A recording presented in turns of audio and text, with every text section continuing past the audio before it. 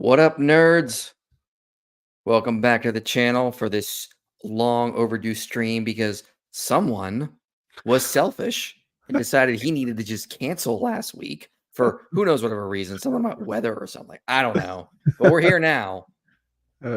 Yeah, no big deal. Just flooded yard, trees down everywhere, hurricane, no power for 8 days. That's so selfish of me. I tried to be selfish. Yeah, lame excuses. Listen, the old YouTuber motto, neither rain nor sleet nor snow. Maybe it was mailman, I don't know, but it's YouTube motto now. You should know better. So I'll do better, sir. I'll do better.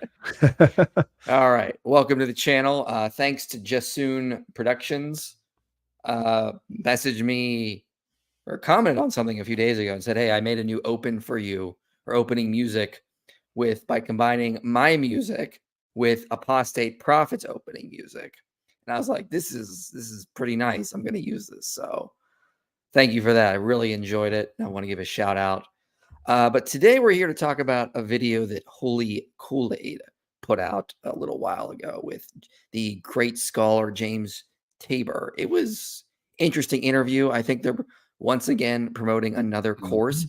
What is with all of these courses we've been seeing lately from like different atheist channels? Like there's like a million courses they're trying to do. It's like, and like they're promoting them. I think they get a cut from how much they sell for them. They do. It's just like, man, a lot of courses. So we have yet again another course being promoted, this time on Holy Kool-Aid's channel with James Tabor. And, it was like, all right, let's see what he's got to say here. Basically, the whole interview was an attempt to try to find a middle way between like Christians and non-Christians, specifically like the atheist community. Like, hey, maybe there's a way we can make Christianity work, but Jesus' body still dies in the grave and rots. I think that's what he was going for. Yep. Essentially just making Christianity unfalsifiable. Some would argue like our position is unfalsifiable. I would push back on that though, because I don't think it necessarily is. But the general theme of the discussion was Holy Kool-Aid and James was basically to say, hey, maybe there's a way Christianity could still work, but Jesus's body dies and rots in the grave. And I had a lot of problems. You had a lot of problems. What were your overall thoughts on the conversation there, Steve? Yeah, kind of going to that. I found it ironic that years ago, Christians were criticized for doing these kind of courses. I mean, we were the ones teaching these courses. We do a whole series or a 10-part series, and there would be a charge to do it. I mean, we did it. We taught Greek. People had to read Greek. I mean, it was like a 2-semester thing, and we got criticized for that. So I find it interesting that they took it from our playbook. That's number one. Number two, I felt like there was some sort of like, I think middle way is a good way to put it. It was like, let's bring our two worlds together and find a way to create some form of teaching as it relates to Jesus's resurrection. And really, it really adopted in the end parts of Gnosticism, blended with a couple of other views that I would say are more into the Hindu idea. But I mean, honestly, I was a little bit confused at Tabor's position by the end of it because I thought I knew where he was going, and then I realized I had no idea where he was going. So I think as we get into some of these things, I think before stage I was asking, what is he getting at? Like, I think I know I hear what he's saying, but I don't know what he means because it seems like he's creating something new, something that's never been taught before. And as I say all the time, if somebody's teaching an idea of doctrine like the resurrection, and it's never been taught or interpreted that way in 2,000 years, then it's just another post Enlightenment view. And it's just another way of saying everybody in the past got it wrong. We know better today. Hmm. So to me, it was just a nuance to another Gnostic view in some senses. Yeah, yeah. I mean, I think I don't have any issue with Tabor. I think he's very intelligent. I think we're just going to Sure. push back in certain ways and say, look, this doesn't work. This doesn't work. For Christianity. This doesn't work for. This is not the most parsimonious way to read the epistles and the gospels and the early Christian writings. I appreciate what you're trying to do, but it ain't. We're not biting the hook on this one. No. For No, those and who I he's think, good. I want to reinstate that too. He's a smart guy. I mean, yeah. you and I have Yeah. respect for him, and there's no issue there. It's just trying to create two worlds into one, and it just can't work. It just can't work. Yeah, I mean, there's a lot of stuff he said in here that I liked. I mean, he defends Craig Evans at points. Uh, Hmm. that Jesus was buried in a tomb, which, I can't for the life of me figure out atheists that argue that Jesus wasn't buried. He was just left on the cross to rot. And if you want to see context, check out, I did debates on this. I debated a guy who's left YouTube for many horrible reasons, but his name was Jim Years. I also debated Captain Tadpole on this issue, and I was Oh yes. pleased with how those debates turned out. So, yeah, I don't understand why some atheists would argue that Jesus wasn't buried. It's a pretty hard position to defend in my view. So I was happy to see Tabor kind of defending that a little bit. So hopefully that position just dies because that's where it belongs. I mean, there's just can't defend it. And so some things I liked in this. And there's no reason we're not going to attack Tabor personally. No. Again, No. respect, but I mean, it's just going to pull back and say no. Christians cannot take this position that Jesus' body did rot in the grave and Christianity could still be true. Those are just inconsistent. Mhm. Yeah. So, all right. Before we dive in, I'll get to some super chats here. Thank you, Ryan, for becoming a channel member. Much appreciated, as well as Joshua here. And then Cody asked the question, sources for the afterlife. Really the only part of Christianity I struggle to believe in. Also, what's a good place to find scholarly sources in general? So sources for the afterlife. I'm confused on what you actually mean by that, Cody, because I mean, we would say the Bible, if you believe Jesus rose from the dead and that Christianity is true, it clearly talks about an afterlife in the New Testament. Some of the passages we'll actually even cover here. So like it's there. It's one of those things that is sort of like a necessary truth that follows from Christianity being true, that there would be, in fact, be an afterlife, because if Jesus rose from the dead, you can trust it's likely that things he also said would be true as well, like that there is an afterlife and that the scriptures are from God, those kinds of things. With regard, you could also check out a series I did called The Irreducible Mind. It's a 5-part series. And the last one kind of deals with that and does look at some near-death experiences. I don't think all near-death experiences are necessarily reliable or true. I just covered certain examples that could very well do have some sort of additional evidence to support them. I also talked about some other aspects as well in that series that might help you with that. So just go to my channel, Irreducible Mind series, and you'll get that. Anything you want to add to that, Stephen? No, yeah, I would say, Jesus was a main highlight of the resurrection, but he was reinstituting what was taught by the early Jews. I mean, particularly, we find that they were in a hope of a resurrection and afterlife. They always had believed in that. We see that even with Abraham, believing that in a resurrection for something better. The writer of Hebrews hones in on that. Joseph's bones being carried and kept and put in a certain place so that he would be resurrected in a certain location. Job believed in a resurrection. So, I mean, this is Second Temple Judaism was very much into the discussion of the afterlife. So I would even read some of the Dead Sea Scroll concepts that have come out that have demonstrated that they were defending an idea of a resurrection and afterlife. So this wasn't just Jesus. This is before Jesus. Jesus just builds on that and clarifies a lot of the debates that were happening on what the resurrection would look like. And then obviously Paul came in behind that and gave us even more explicit information. Mhm. Love your work. Supporting as a PhD student from Texas, your channel has helped me defend my faith to other academics in ways I couldn't before. Thank you for what you're doing. God bless. Yeah, much appreciated. I've also linked Steven's channel below if you want to check that out. I don't think I let you introduce yourself So you can introduce yourself really quickly here because I Sure. think I, you'd have I to. probably been on here so many times, I guess.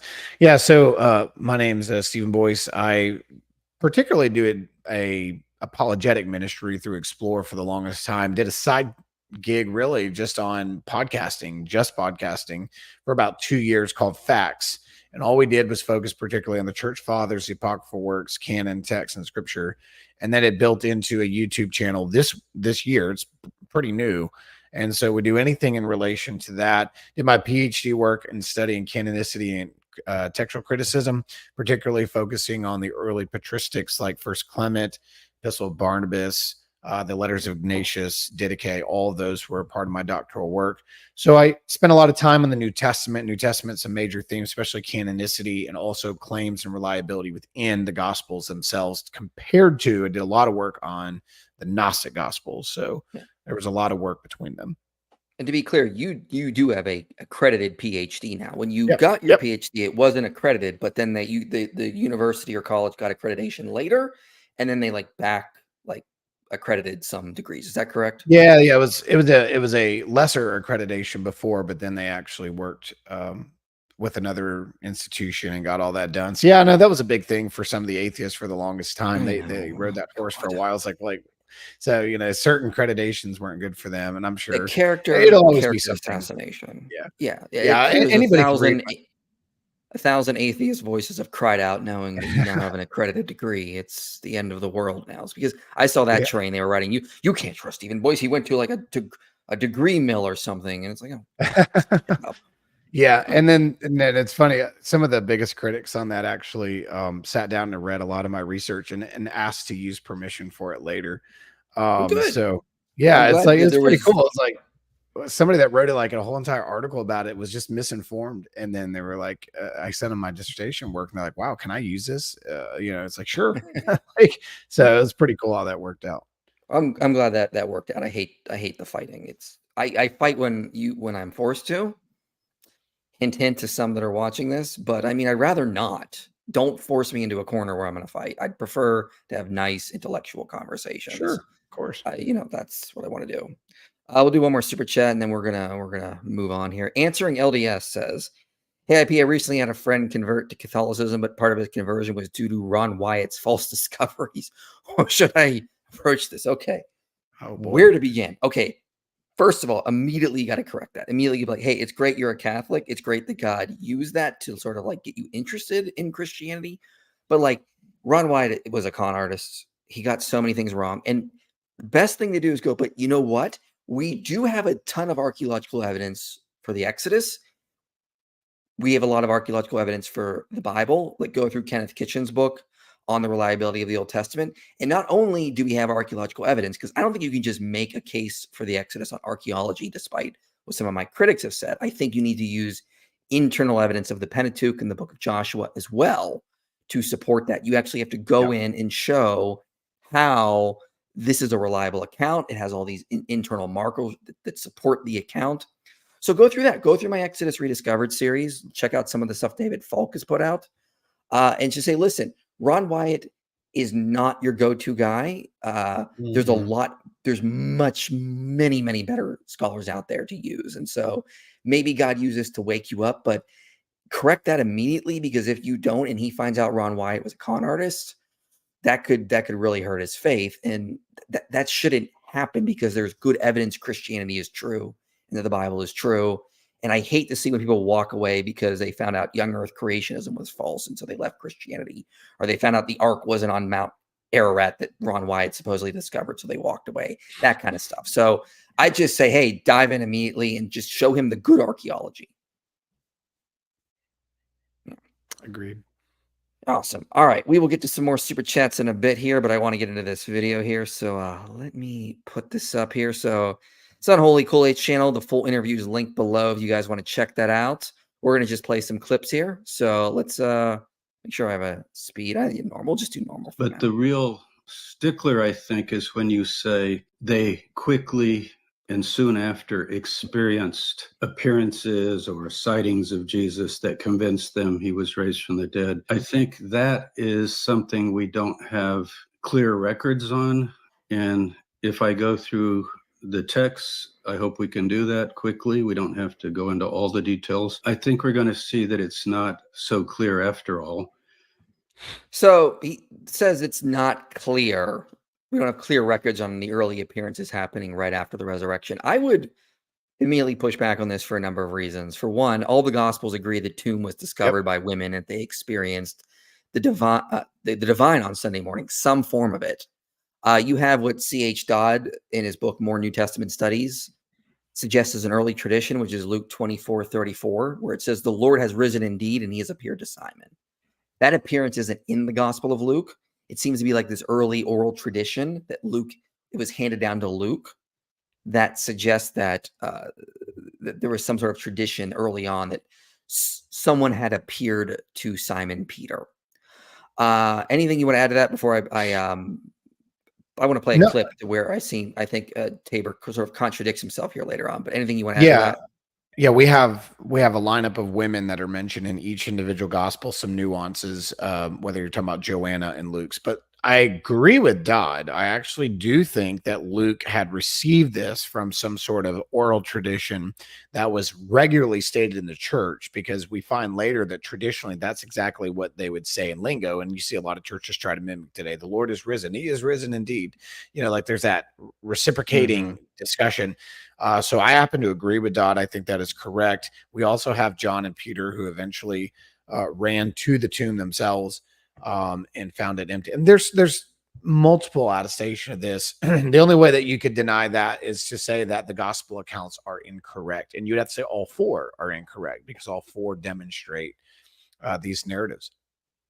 Let me play a clip later on here. I want to jump a little bit out of order here because I just want to play this clip for comparison here. So he says early on, in this interview, we don't have any good reason to think the appearances were early. However, he says this later on.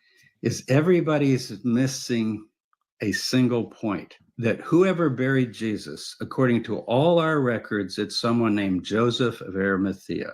Now, you've got people that say, well, he's probably didn't even exist or whatever. I'm going to go with all the sources that say he took charge of the burial.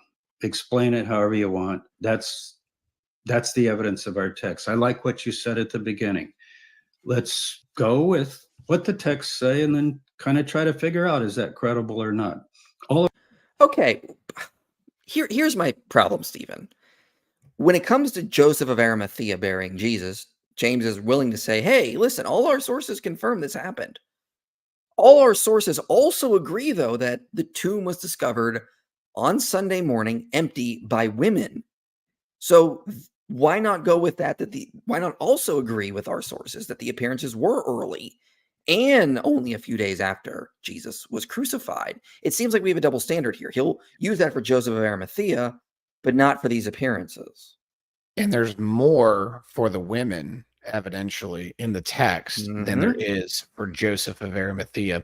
And let me just, I'm not saying that this is a credible account, but even the Gospel of Peter, I remember doing my translation work when I had to translate the fragment that we have left of the Gospel of Peter. When it gets to this part of the account, it actually states that the garden that Jesus was buried in was called the Garden of Joseph. So it was named after. It doesn't say Arimathea, but by assumption, we assume it's referring to the Garden of Joseph of Arimathea. So it was apparently not only his tomb, it was his garden. He owned the area, according to the Gospel of Peter. So there's other attestation outside of our four Gospels, even if, early church fathers said that the Gospel of Peter had some true teachings in it, but some were to be concerned about with forms of Gnosticism that were going around, Docetism specifically. But it's interesting that he would appeal to the Joseph of Arimathea, which I'm pleased to hear. But there's actually more attestation for the women than there are for Joseph of Arimathea. So I don't understand how you can hold to one, not the other, because it's actually reversing credibility. Yeah, I think that's a good point here. Real quick, shout out to the monstrosity that is Beardless IP. Welcome to the stream, sir. This is your only freebie. If you want any more shout outs, that will be reserved for super chats. But it is both terrifying and good to see you here today, sir. I will see if any of the other IPs show up. There's a whole bunch of them. So it's like a cult now. It is. Well, they all come from the multiverse of madness, if you weren't aware, and they show up in the stream somehow. So I'm not sure how that happens, but I am prime. What did Deadpool use in the recent movie? Like Deadpool Prime. I'm IP Prime. So let's just keep that in mind here. Okay. So all right, let's play the next clip. Not in Mark. I think Mark we'll get to. That is our earliest synoptic account. But by the time you get to Matthew and Luke and John, you're going to see a very clear progression of additions. And that's what tangles people up, I think, evangelicals who want to defend this, because they begin to act as though these are all the same, and essentially they're just different accounts. You've heard the thing about there's an auto accident and you get 5 reports and they're not all the same. That's actually not what's happening here. What's happening is rewriting and overwriting. It's a literary process that you can actually trace and see if you line them up.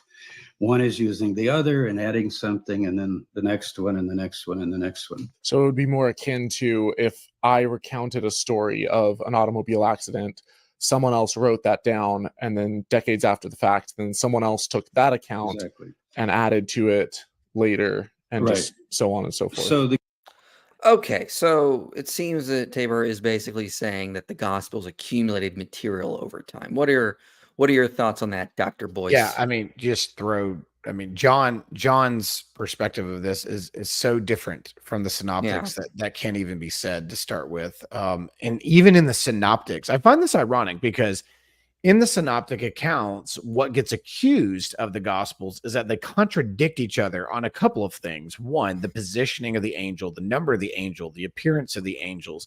Are they one? Are they two? Where are they standing? Were they standing over at where Jesus was? Were they in the tomb? Were they on the outside of the tomb? Also, how many women were there? Which women were there? How many trips were there?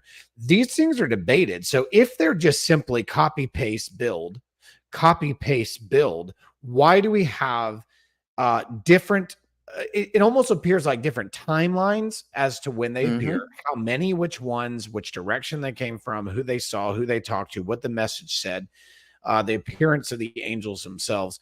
This is something that I find interesting, because if they're just simply borrowing and they're not actually, and by the way, I obviously believe that Matthew had Mark in front of him. I truly believe that. I truly believe Luke did. But I don't think that they were just limited to that, and that they were just piggybacking only off of it. They were, if it's Peter's testimony, which you and I believe it is, if it's Peter's testimony, he is a star witness for a lot of reasons. One, he's one of the main 12. Two, he was actually at the tomb. He was one of only 2 of the male apostles that went to the tomb and could report of any activity that could have happened there.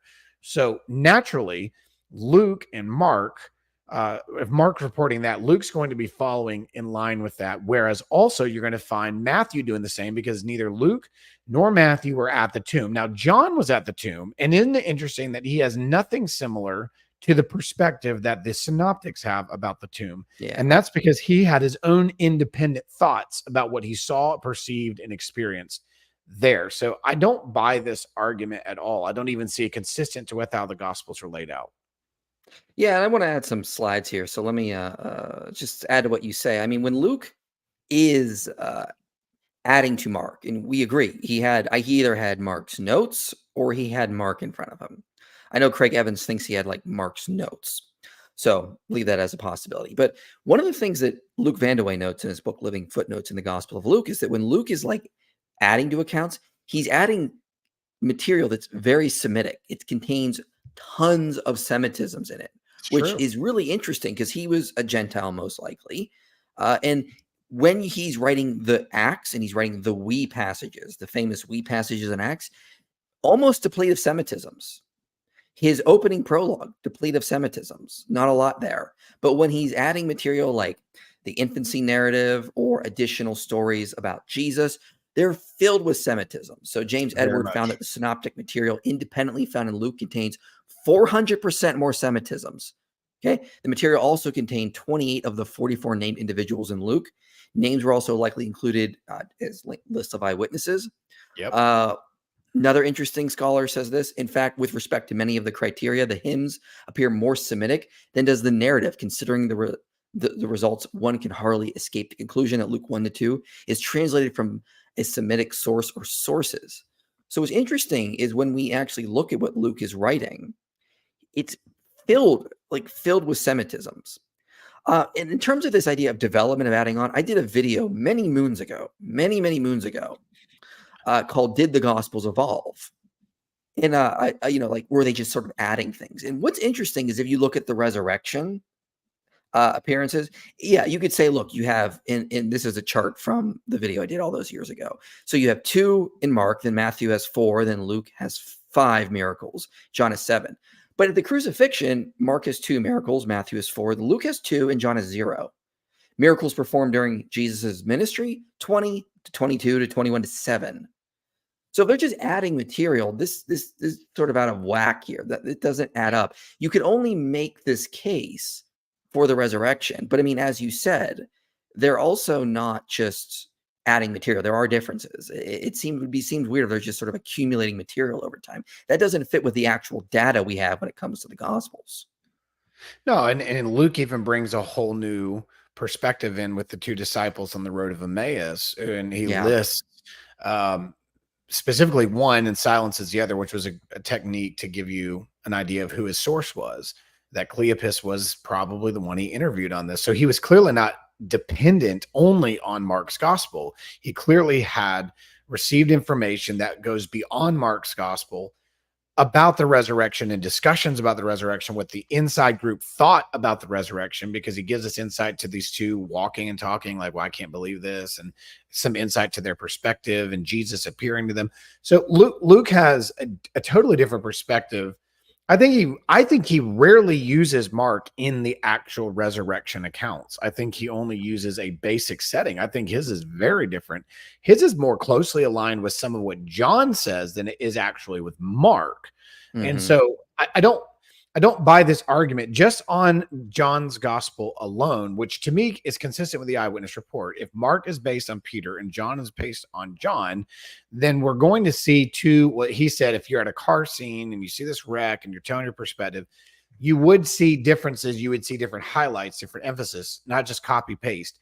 That's what we see with Mark and John. Very, very nuanced, very, very different from each other at times when they're talking about things that were seen and done and stated. But then the synoptics, you do see Mark being kind of the head of these other 2 gospels. But Luke seems to actually use Mark just generally, but specifically, he seems to be using his own source that does not have anything in Matthew or Mark that can be matched. Mm-hmm. Sophie says, now we need a bald IP. Yeah, well, that's impossible, Sophie. If you my pappy died with a full head of hair. My grandpa died with a full head of hair. My father still has a full head of hair. This ain't going away anytime soon. And I actually have less gray hair at this age than my father did. So female IP, sorry, that is impossible because I am the embodiment of testosterone. It's like asking, does a married bachelor exist? No, there is no such thing. This is all masculinity right here. You can't have a female IP. That's just contradiction in terms, sir. So all right, let's get back into it with the next clip I've got. So let's keep trucking along. The key is Paul, really. He is the only eyewitness. In other words, there's nothing in Mark that says, and I, Mark, saw this with my own eyes, or I know Peter who saw it, and I'm testifying to this. Now, I'll get to John in a minute because it does claim that there's an eyewitness. All right, but real quick on that note. So he says, this is another argument I've heard from Bart Ehrman. Like the only real early source we have is Paul. He's the only eyewitness. Yeah. We don't have any other. What you and I have done a lot on this. We're currently creating the reliability of the gospel series where we argue that we do have eyewitness accounts here. But what are your thoughts on that? Yeah, so this goes back to I'm kind of confused as to his position. And this is what I said at the beginning. Like I thought I knew where he was going, but then I realized I had no idea where he was going. He likes to talk about Joseph of Arimathea in this, which is limited in attestation. The other appearances are not. And if let's just say it is just Paul testified on their behalf. He states that he appeared to the 12. He states he appeared to James. He states that he appeared to Cephas. So we see that Paul attests that he came to realize Jesus appeared to these others. So what about the disciples on the road of Emmaus? What about these women at the tomb? So again, how can we have nothing in Paul that states Joseph of Arimathea? Nothing.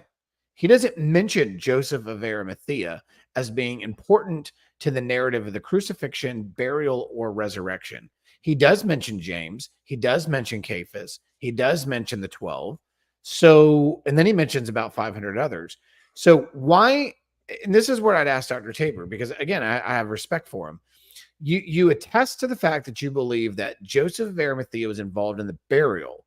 That's not attested by anywhere else but some of the Gospels. But then you reject that these others are not early attested. All of these other people, whether John telling us that Thomas touched him and physically put his hands in the prints of the nails, or whether it is the others who are also said to have done so, or John himself who said that he was with Jesus after the resurrection and leaned on him and had discussion and ate food with him. So you have to, I look for consistency here, Michael. I do. And I don't see it. I don't see it because I think Joseph of Arimathea is a harder debate.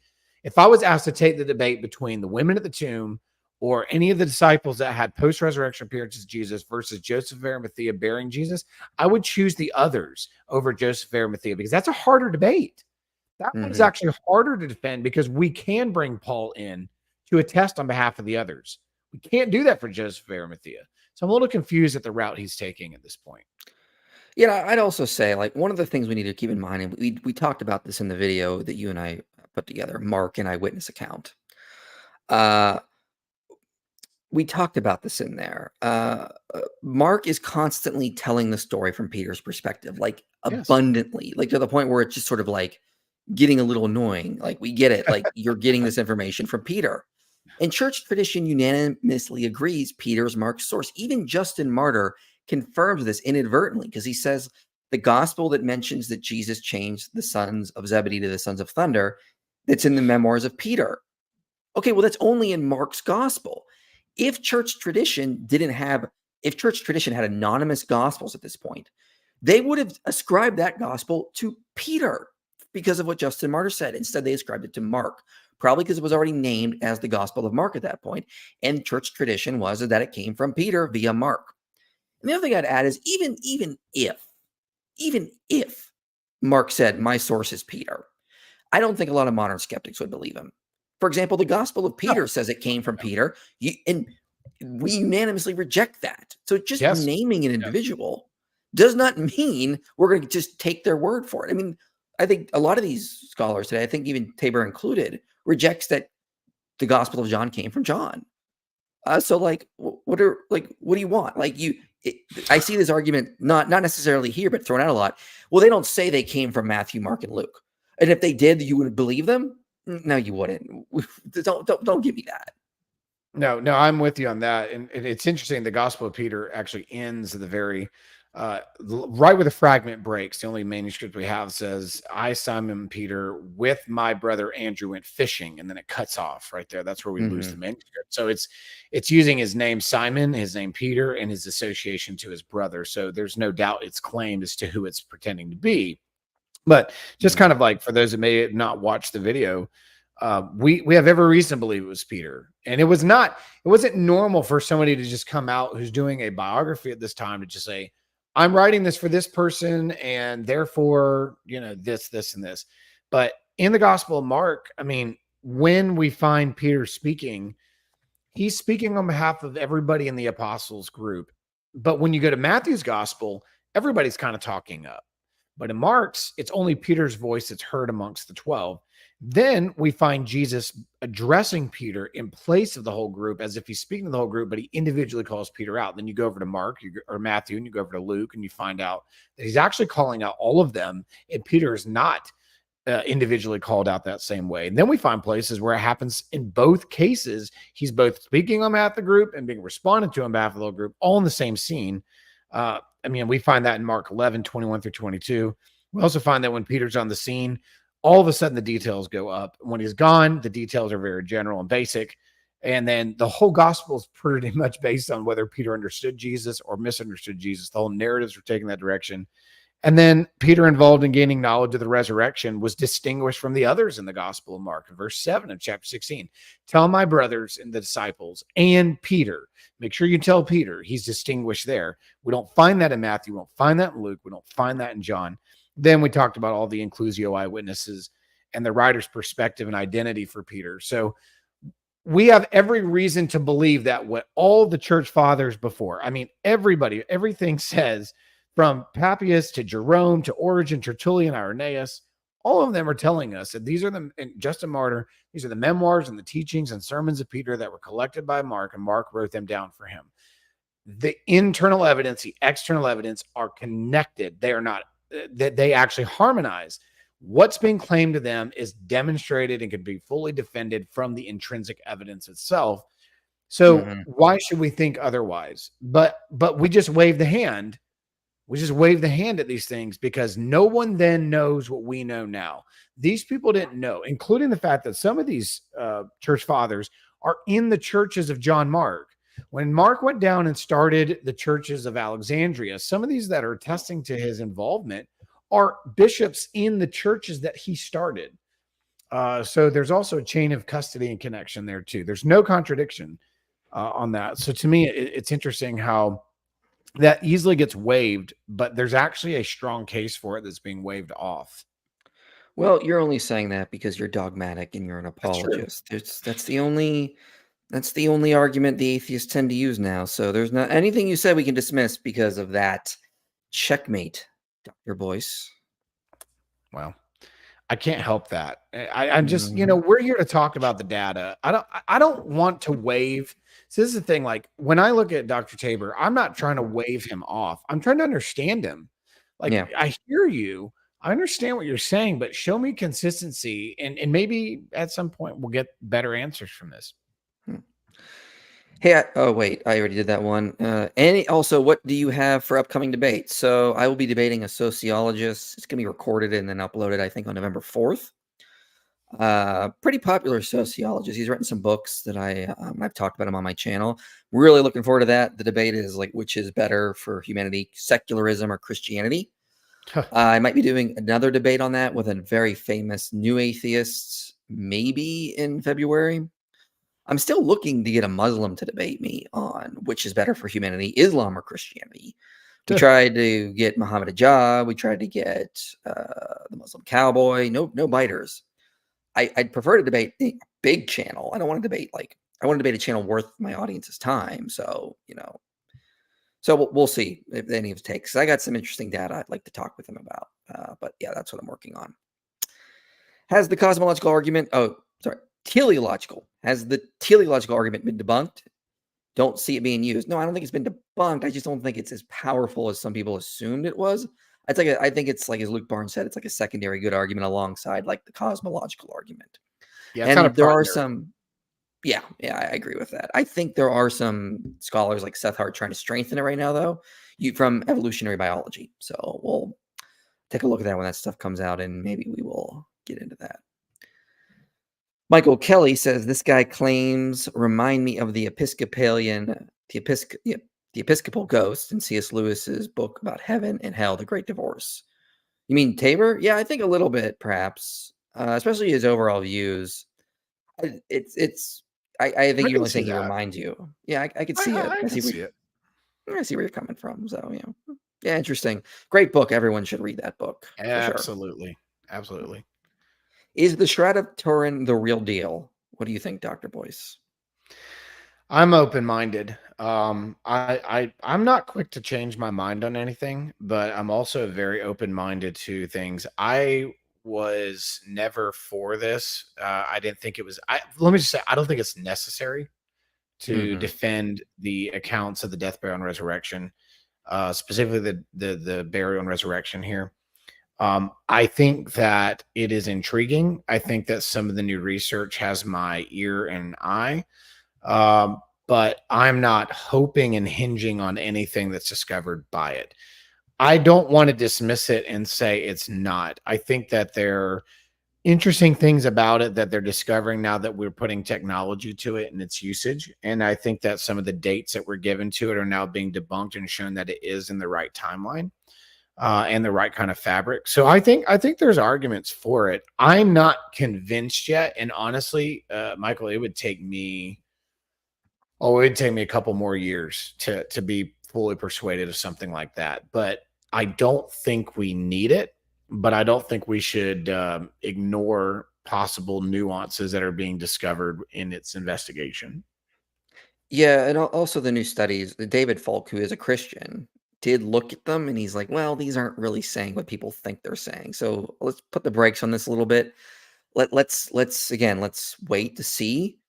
I go back and forth on this, and I'm really just lean more towards probably not. But again, at the same time, I'm open. Not willing to dismiss it outright, but I've not been thoroughly convinced, like some people are, that this is the real deal. And so until I see some more, I'm just going to be like, not going to really dive into that subject. And to really I remember testifying a video on this, to really talk about the shroud, you got to study like so many different fields that I just don't have time to cover right now. It's a lot. And so I'm not like, we have the best defense of Christianity. It's called the Bible. And there's a lot of good evidence for that. So I'm just going to stick with what the church told us to use and handed down to us through the guidance of the Holy Spirit. So, all right, let's jump back to the next clip here, and we'll get to some more super chats in a little bit. So if you guys want to put them in, they will be saved. Goes in and makes the cocoon tomb, and then it comes out totally different. So he's not expecting the worm to come out and fly around. All right, so real quick, let me just add some context here. He's using an analogy of how maybe Jesus, what Paul thought about Jesus. So let me just play this again. This may be how Paul was thinking of Jesus sort of dying and resurrecting. Can identify, the worm goes in and makes the cocoon tomb, and then it comes out totally different. So he's not expecting the worm to come out and fly around, so to speak, to go with that analogy. And the reason I like that is he uses the word in Greek metamorphosis, and that's the word we use for this process of species like butterflies and moths and so forth. So he can't tell you what the body looks like. So his experience is not seeing a resuscitated human walking around after he came out of a tomb. He does mention the burial. And I personally, lots of scholars, several scholars, I shouldn't say lots, but there's a few scholars that say, well, we don't even know if he was buried. Bart Ehrman and Dom Crossan and others have said that. Others would say, well, he's buried, but then they have trouble explaining, empty tomb, which becomes one of the polemics that Gary puts forth. Well, Paul says he was buried and raised. And then he tells you, I can't tell you what the body's like. I can't describe it, but I can characterize it. It is glorious. It is powerful. It is immortal. And in his other letters, like Philippians chapter 3, I think it's verse 20 and 21, he's talking about the same event. When Christ appears in the heavens, he will transform our bodies of humiliation, our dust bodies, he calls them, flesh and blood, into like his glorious body, the body Jesus has. All right, so let's stop it there. So he's saying Paul would not have expected something like a resuscitated body. So he would not. This is seems to be the meat and bones of this conversation. So Tabor seems to be arguing that Paul did not think resurrection meant like a resuscitated body. I find that very, very hard to believe. Yeah. What are your thoughts? Yeah, I mean, especially given the fact that if Paul was using the terms of resurrection, he tells us that he was a part of the sect of the Pharisees. And the Pharisees did believe in a resurrection that has the idea of resuscitated. So I'm a little bit surprised that if he holds to Paul's actual claim, where he came from, what he believed, that he would have any other definition of resurrection. So I'm not sure. I wish he would have spent more time stating that about Paul. Where are you going again? Where are you going with this, Dr. Tabor? Because I want to hear you say why you believe Paul. He doesn't ever explain why he believes Paul. He tries, But what about the fact that he held to a certain view of the resurrection before that was in Judaism that would have accepted that kind of view? What would have shifted his change on that? So his terminology to me wouldn't have changed. His view is whether Jesus not participated in the resurrection itself. So I just start with at least that. I don't know if you want to give your thoughts before we kind of go into that more, but just Paul's claim alone from his understanding of resurrection and his history. Yeah, I mean, 1 Corinthians 15:4 says that he was buried, that he was raised on the third day. It seems that he's drawing a connection. What was buried is what was raised. Right. The body. Then later, 1 Corinthians 15. So it is with the resurrection of the dead. What is sown is perishable. What is raised is imperishable. It is sown in dishonor. It is raised in glory. It is sown in weakness. It is raised in power. It is sown a natural body. It is raised a spiritual body. Okay. If there is a natural body, there is a spiritual body. He's saying what is buried is raised. And then verses 15 to 53, in a moment, in the twinkling of an eye, at the last trumpet, for the trumpet will sound and the dead will be raised imperishable, and we shall be changed. For this perishable body must put on the imperishable, and this mortal body must put on immortality. So the body that is mortal is going to put on immortality. So right then and there, we seem to be talking about the thing that goes into the ground is the thing that is raised up. Not that what goes into the ground is different than what the resurrected body is. I mean, and I'll put some slides up here, go through these pretty quickly. But like Mike Lacona notes, okay, what about the natural spiritual distinction there? He says, when employing the terms natural and spiritual, Paul is not referring to the substance of the old and new bodies, but rather their mode of existence. He is saying that our current body is buried with all of its natural or this worldly appetites and weaknesses, but is raised and transformed into a new body with spiritual appetites and qualities.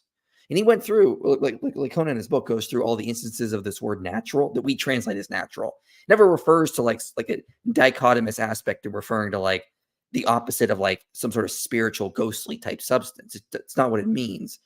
It refers to like more likely. He makes a point in this book that this is more about being like in like an unenlightened body and then an enlightened body. N.T. Wright notes the second half of verse 50 already explains the Hebraic parallelism with the first half. More or less what he means, as Paul's regular use of flesh would itself indicate flesh and blood in a way of referring to ordinary, corruptible, decaying human existence. It does not simply mean, as it has so often been taken to mean, physical humanity in the normal modern sense, but the present physical humanity, which is subject to decay and death. Now, what about Paul using the terms flesh and blood? Well, Lacona goes through and gives a couple examples here. He says, this often was an idiom just to refer to mortality. If you wanted to talk about the actual corporeal sense of the body, you'd say flesh and bone, like Luke does. But using flesh and blood is an idiom that would refer to mortality. It was not something we'd use to actually talk about flesh and blood. So when Paul says flesh and blood cannot inherit the kingdom of heaven, he's saying mortality cannot inherit the kingdom of heaven. Our mortal bodies have to be changed to be immortal. So I find this really hard to agree with Tabor on this because there's just so many verses where Paul seems to be saying our bodies are going to be changed. Yeah, and that's exactly right, because Paul took time in that chapter in 1 Corinthians 15 to go into what he meant by it. And he even talks about the physical and the spiritual. He talks about the elements of change. He illustrates it with the seed that goes in the ground. I mean, there's so much that is being personified by Paul that gives us an idea of where he was going with that. The body that goes into the ground is the body that comes back up. But something happens to that body. It is radically changed. But again, that is consistent with what his sect of Judaism was always teaching about the resurrection. The question at hand was, what did he believe about that in relation to Jesus Christ of Nazareth? And that's what changed in his mind is, did Jesus resurrect from the dead? He always believed in resurrection. And the reason we can say this is because later on, Paul uses this to his advantage when he's sitting there in front of the religious leaders of the Jews, and he turns the Sadducees against the Pharisees. And he's like, wait, I thought we all believed in a resurrection over here. You know, he was actually stating that, hey, didn't we all believe in this? You're mad at me for believing that somebody raised from the dead. Obviously, he knew the Sadducees were going to start an uproar over this. And he turned them against each other as a distraction to get out of the room. But that was brilliant. But what that demonstrated is he is saying that, wait a minute, I thought we all commonly agreed in here that the death of somebody was never permanent, that there was always going to be a resurrection. So why am I a heretic for preaching what we were always taught? And the Sadducees said, whoa, hold on now. That's not what we all believe here. And then it turned into a fight. So clearly Paul continued to hold the same belief he had in Judaism, just that it applied to Jesus of Nazareth. So I don't see how in any way, shape, or form, how he can say that about Paul. To me, he would probably say Acts is unreliable, though. Like, well, how can we trust Acts? Yes, of course. And then that's a different conversation, though. Of course. All right, let me play the next clip here, because James is going to argue that there's actually a passage in 2 Corinthians that supports his interpretation. He uses a double analogy. Paul's good at this. He's kind of complicated, but he says, it's like a tent. So you're living in a tent. You, the real person, Thomas, you're in a tent. And that's you in the tent. The tent's not you. The tent, this is kind of Platonic. The tent is your vehicle of your mode of living. You're in a tent. And then when the tent is destroyed, you get a permanent building. That would be the new body. It's still you, but now you have a new manifestation. And so he's going to 2 Corinthians 5, where Paul talks about the body being like a tent. And he's saying, in his interpretation is that, well, like when you die, your tent's destroyed, but you get a whole new structure. And so that's like Platonic in that you're transferring from one body to another. So maybe Jesus, when he died, that body rotted in the grave, and he was given a new body in the afterlife by God. The problem is when we go to that verse, let me just put that on screen here. So 2 Corinthians 5 this is the ESV. One of the things I had problem is you look at verses 6 and 9.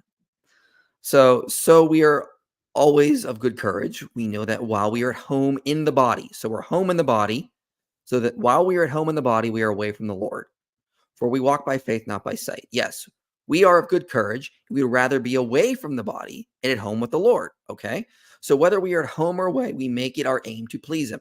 For we must all appear before the judgment seat, so that each may receive what is due for what he has done in the body, whether good or evil. So he talks about, there's a sense that we're home in the body here.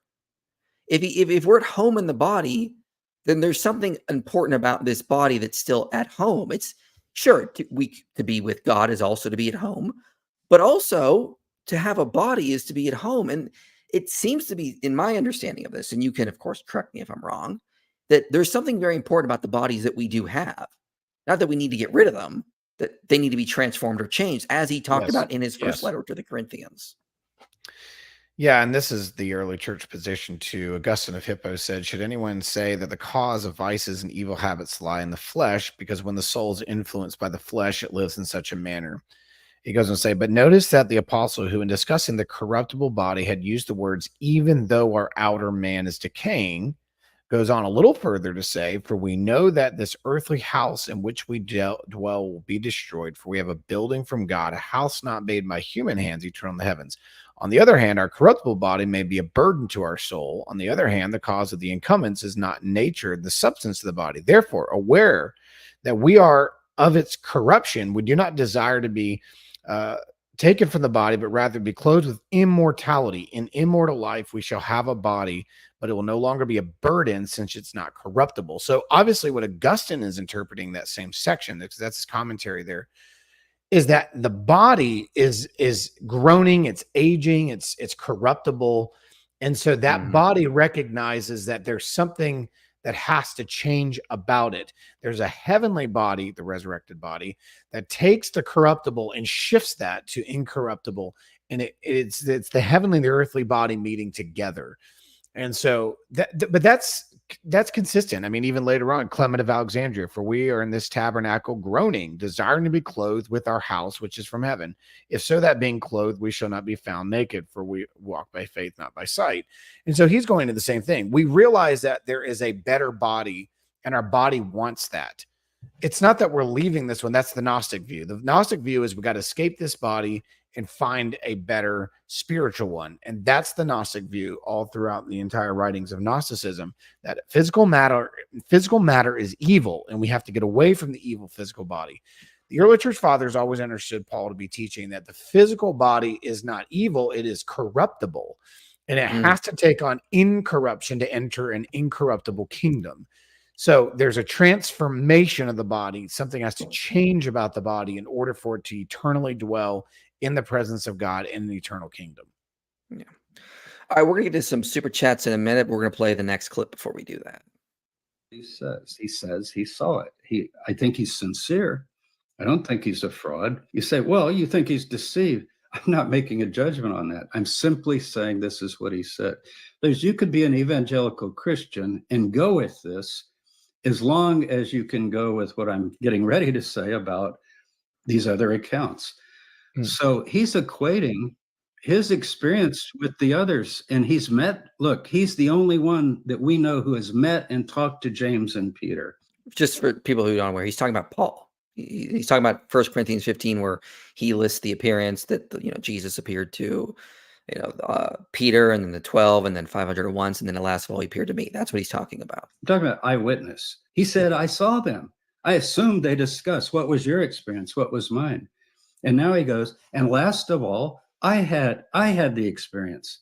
So I'm going to say that whatever he says is the general experience of being raised from the dead is not just resuscitating a corpse. I love the book of Revelation, chapter 20. The sea gives up the dead that is in it. Are we talking about body parts here? It's a metaphor. If you die at sea, you're gone. We're not going to go find any part of you, right? If you're cremated and scattered in the wind, you're gone. So can you be resurrected? This is what the Corinthians are thinking. What do you mean a body? How are you going to get the body back? Yes, no.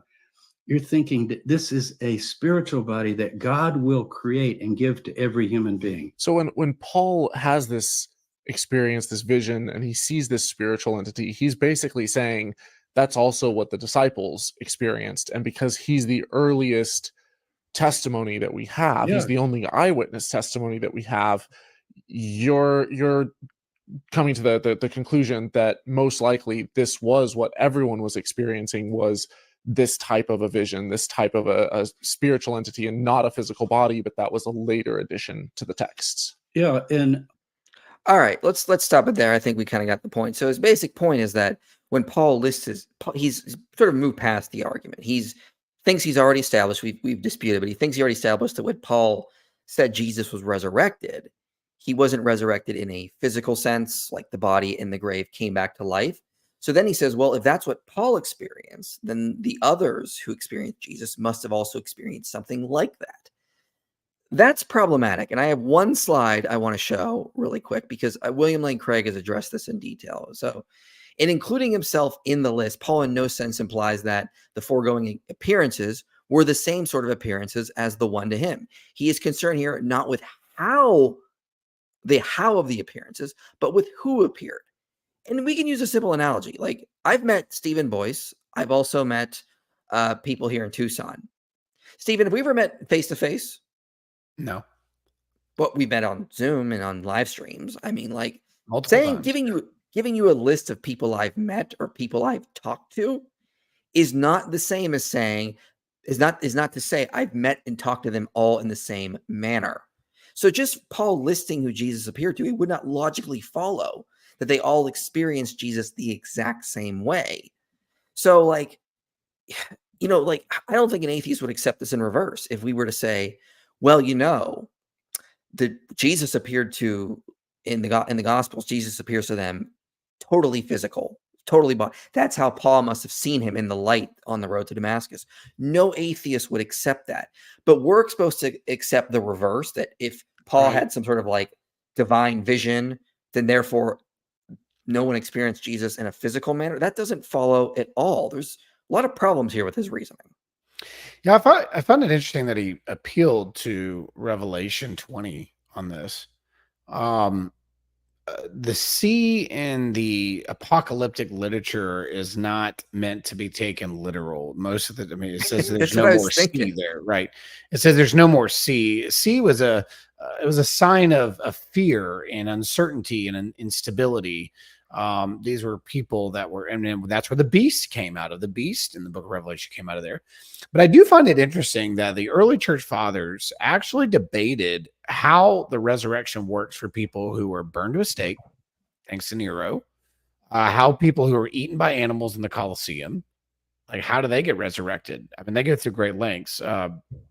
Tertullian on the resurrection of the flesh says, even if parts of the body are consumed by wild beasts or dissolved by the sea, which is what he mentioned, or evaporated in the air, God will still recall them from the whole of his universe, because nothing that has been created is lost to God, and he can always recover what he has made. And then Athenagoras of Athens said, the entire creation is subject to the will of God, and nothing is impossible for him.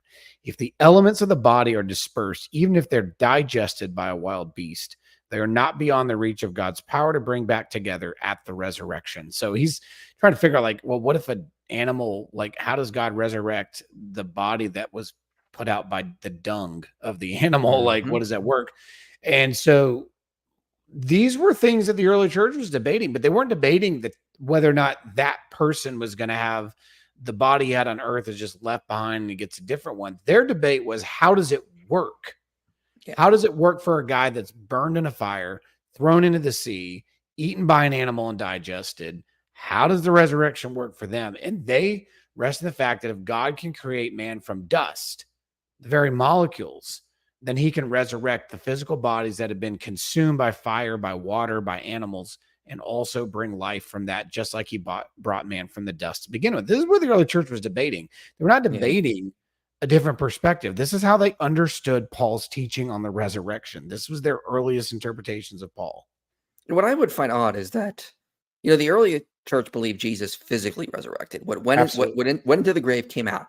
I always find this belief odd because, Muslims do something similar, and so do Jehovah's Witnesses and Mormons, is that Paul and the earliest Christians believed X, and then immediately the unanimous attestation of the church right after that was to believe what the early church fathers taught. So why did all of a sudden all this get lost immediately after Paul? Why did they immediately start interpreting Paul and the Gospels as if Jesus physically rose from the grave and just lose all this meaning? And only today we have now reclaimed it. That just seems incredibly unlikely. No. Yeah. All right, Edward, lovely follower of the channel, always sending in super chats, but is not a Christian, so we are still praying for him. Why would they need to copy? Wasn't the Holy Spirit guiding? Well, I think this is just assuming a fundamentalist understanding of what Holy Spirit inspiration and guidance is. I see what we don't believe that. I mean, we're both high church Christians. Stephen is Anglican, and I keep my denomination private. But that's not what it's not this idea that the Holy Spirit just sort of pops things into your head to tell you. It's guidance. Right. Check this source. Do this thing. Hey, talk to this person. That kind of stuff. The Holy Spirit does not just want us to be brain dead toddlers who just do what we're told. He wants us to grow and learn and reason and become better agents that actually, it's like when I teach my daughter, she's like, hey, how do you spell this? Sound it out. I want her to know how to spell. I don't want her to just come to me and think I'm just going to get free answers all the time. I want her to be a thinking adult. The Holy Spirit wants the same with us. So inspiration from the Spirit is a lot different in the early church than it is in fundamentalist circles. Yeah, that's right. Just to add to that, I mean, that's exactly right. When you're looking at the perspective we have of inspiration or the Holy Spirit moving somebody to write, is that he's using their education level, their personality, their perspective, and their information. It's not that they're sitting there in a trance and like the hand's just like writing its own thing and it doesn't it's not like Muhammad. No, it's not. It's very different from Islam. Yeah. Answering LDS says the best part of the Matt Dillahunty resurrection debates is that when his fans swarm the comments acting like he actually knows what he's talking about. Yeah, that's a common thing. It's unfortunate. Yeah. It's happened in my debates with him too, and I always just laugh it off. Move on with my life. Doesn't he think the Shapira scroll is ancient? I don't know much about this. I know it's consensus that it's a forgery, so I've not looked too much into it. I don't know if Tabor thinks that or not, though. I haven't heard if Tabor does, but most scholars reject it as anything else. I mean, there's some people in the Dead Sea Scroll world that are willing to re-entertain it again, particularly in those that may not know. The Shapiro Scroll is based on Deuteronomy, and it's kind of a whole different Deuteronomy than what we have, say, in the Masoretic text or in the Septuagint, or even in from the Dead Sea Scrolls themselves.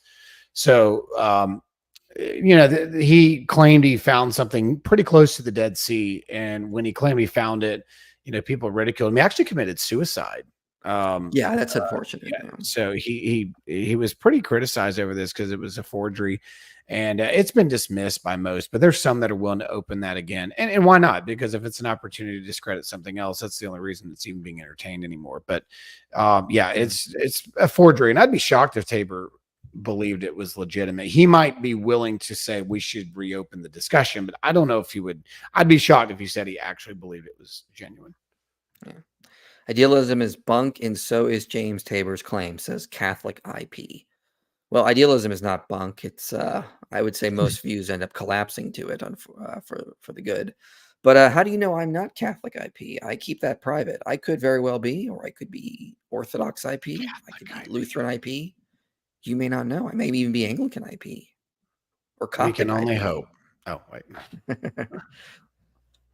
Do you think that Paul saw a literal risen Jesus, or did he just hear voices and see a light? I argue that he did see a literal risen Jesus in a light.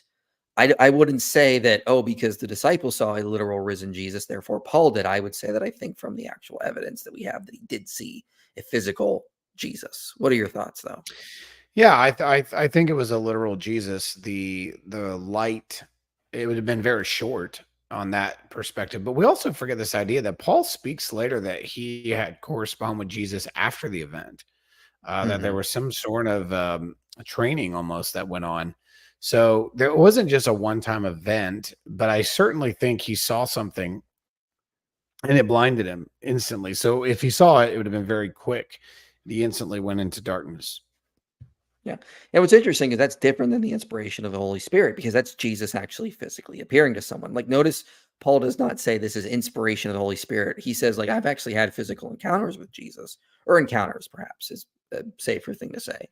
So like, this is going to be different than the Holy Spirit, like, and how the Holy Spirit moves. So that's important to keep in mind, that there's a difference there. So, all right, let me put this back up and we will play the next clip here. I think this is on Romans 8, and I think this is one of the passages that actually works against Tabor's own interpretation the most. Paul would not be impressed with the resuscitation of a corpse cosmically. Now, further evidence of this is when he discusses resurrection in Romans 8 and what has happened to Jesus. He says that he's the firstborn of a family of beings called sons of God, or children. Let's be generic, children of God, offspring of God. So whatever he is, he would say, are to become.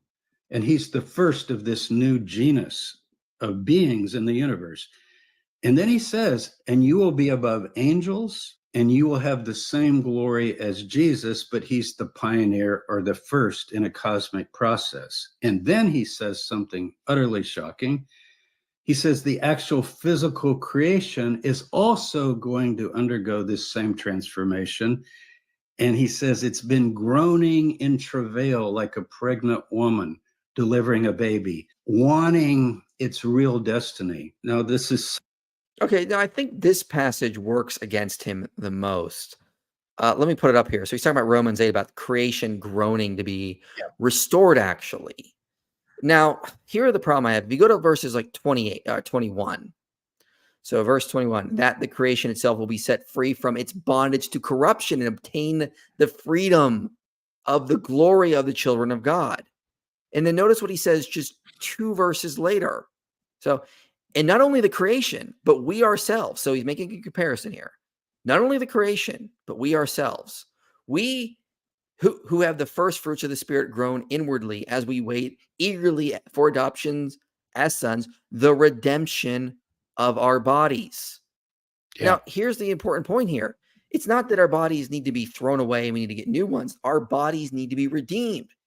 Creation needs to be redeemed from its bondage of corruption.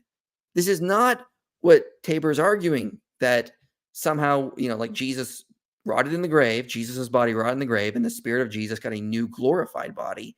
It's that his body was redeemed, brought back to life in a glorified state. And we're all going to get that. We're going to get the redemption of our bodies as well. But also creation will get that. Creation is going to be redeemed from its corruption. This passage, I'm surprised he brought it up. I feel like this works against him in so many ways. I feel like this is the one place I would go to show that James is wrong, not as if it supports him. Yeah, I think it does. And creation itself, I'm actually one of the few that believes that this universe is actually he's going to create a new heaven, new earth from the old, just like he's going to create a new body from the old. But think about this, because creation and body are all connected here. At the creation narrative, in the first creation, God looked at his universe and said it was good. He looked at man and he created man. He said it was good. The body is not the problem. It's what corrupted and contaminated the body. The universe is not the problem. It's what corrupted and contaminated. It's the removal of the curse. This is what Paul is saying all through this. Our bodies are groaning, and the earth is groaning, and all of creation is groaning for redemption. You can't redeem something that, if you're redeeming it, it's buying it back. It's taking something that was, and it's buying it back and doing something different with it. So if it's a redeemed body in a redeemed universe, you can't do that by removing it and then bringing in something totally different. To redeem it, you got to take what was already there. The redemption terminology was used in slavery, for example, all the time. You redeem a slave, you bought a slave. You can't, it's not getting a new one. It's taking one that was and giving it different ownership. It's changing something about its identity.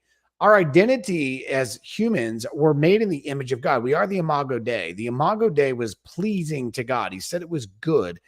What he's removing and changing is the corruption that contaminated not only us, but the universe. And he's removing that obstacle that has done that all along. This is, again, what Paul's teaching in Romans 8. This is what the early church father, Cyril of Alexandria, says: the corruptible body weighs down the soul. The earthly body pulls down the mind full of cares. For as soon as the Spirit comes to dwell in us, turns us to the study of virtue, the love of the flesh jumps up to combat it. The law in our members, which is prone to silly lust, begins a bitter struggle. That is why we're groaning and waiting for the liberation of our bodies as the result of the adoption.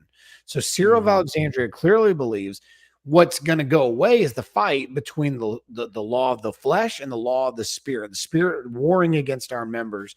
That fight ends, and we're given freedom and liberation from it, just like the earth is being liberated from its corruption. Yeah. We're going to do some more super chats here in a minute here. I'm going to play the next clip, though, so get those in now, and we'll be sure to address them. Let's play this section, though. And that's what he's all fired up about. I think Paul would be, I know this is shocking, I think he would be just fine with visiting the tomb of Jesus. That would be nothing. Really? What do you think, Stephen? I think that would be, I think that Paul desired it, honestly. I think he would have loved to have that. I'm a little surprised he said this. I don't, again, here's my issue. He doesn't ever go into his reasoning. He just kind of makes a statement like that, but doesn't pause and say, here's why I think that. Here's my 5 reasons why I think Paul would have not cared, or something like that. He doesn't, he just makes these remarks, but he doesn't spend any time explaining, where are you getting that from? Did you get that from his statements in 1 Corinthians 15? I didn't get that. Did you get that from his perspective in Galatians? Did you get that as perspective from Romans? Like, where are you getting this mindset? I don't see that anywhere in Paul's wording or desires or statements about his experiences with Jesus or others' experiences with Jesus. And of course, we don't see any early evidence of people venerating an actual tomb with a corpse in it. Like, we don't. Sorry for the dogs. Those are my parents' dogs. That's where I am right now. I have to house sit and watch these stupid dogs that they're so insecure, can't be alone. They'll tear the house apart. So that's why I'm here. But so we don't see any early evidence of Christians venerating an actual tomb with a body in it. We don't see any evidence Paul thought there was and that he went and did this. We see constantly in the early sources, the tomb was empty. Yep. What was buried is what was raised. That which was buried is that which was raised. And this is in 1 Corinthians 15. It's in Romans 8. It's in all the Gospels. So where are these early Christians that believe this? It's the same thing I would ask to Muslims that say the early Christians were really Muslims, Mormons that say the early Christians were really Mormons. Where are these sources? You know, again, in the apostolic church, we're trying to say things like, hey, we're going off what the earliest sources and the church fathers have. We don't see these ideas that come developed much later there. So why would we believe them now unless you have a really good case to make? All right, let me let's play the next clip here, and then we will. I think we only got 2 more, so let's play this one. Taking him away. Who's they? The people in charge of the burial. It's pretty obvious. Joseph. So he's talking about what happened to the body of Jesus. Right. Where did it go? So let's. He thinks Joseph of Arimathea actually took the body. Joseph and the burial party took him away Saturday night. Peter comes. They don't believe it, and they run and they toward the tomb. Now remember, they've been hiding out because they're afraid they're going to get arrested and killed also. And they outrun each other. If you remember, Peter goes in the tomb. He sees the linen clothes are lying. These are bloody clothes that they just wrapped a corpse in. You don't take those with you. And then the other disciple reached the tomb, and then he went in and he believed. Now you say, oh, see, he believed Jesus is raised. No, he believed the tomb was empty. That's what they didn't believe. What do you mean? Somebody took him? So they run and check. And notice, they did not yet know that he must rise from the dead. Now, John's going to lead to that in the next chapter.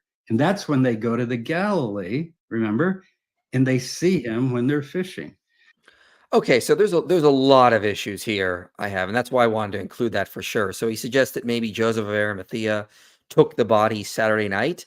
The women come Sunday morning, see that it's empty, and they're like, oh no. Well, first of all, problem here. He said earlier that Paul would have had no problem visiting this tomb of Jesus.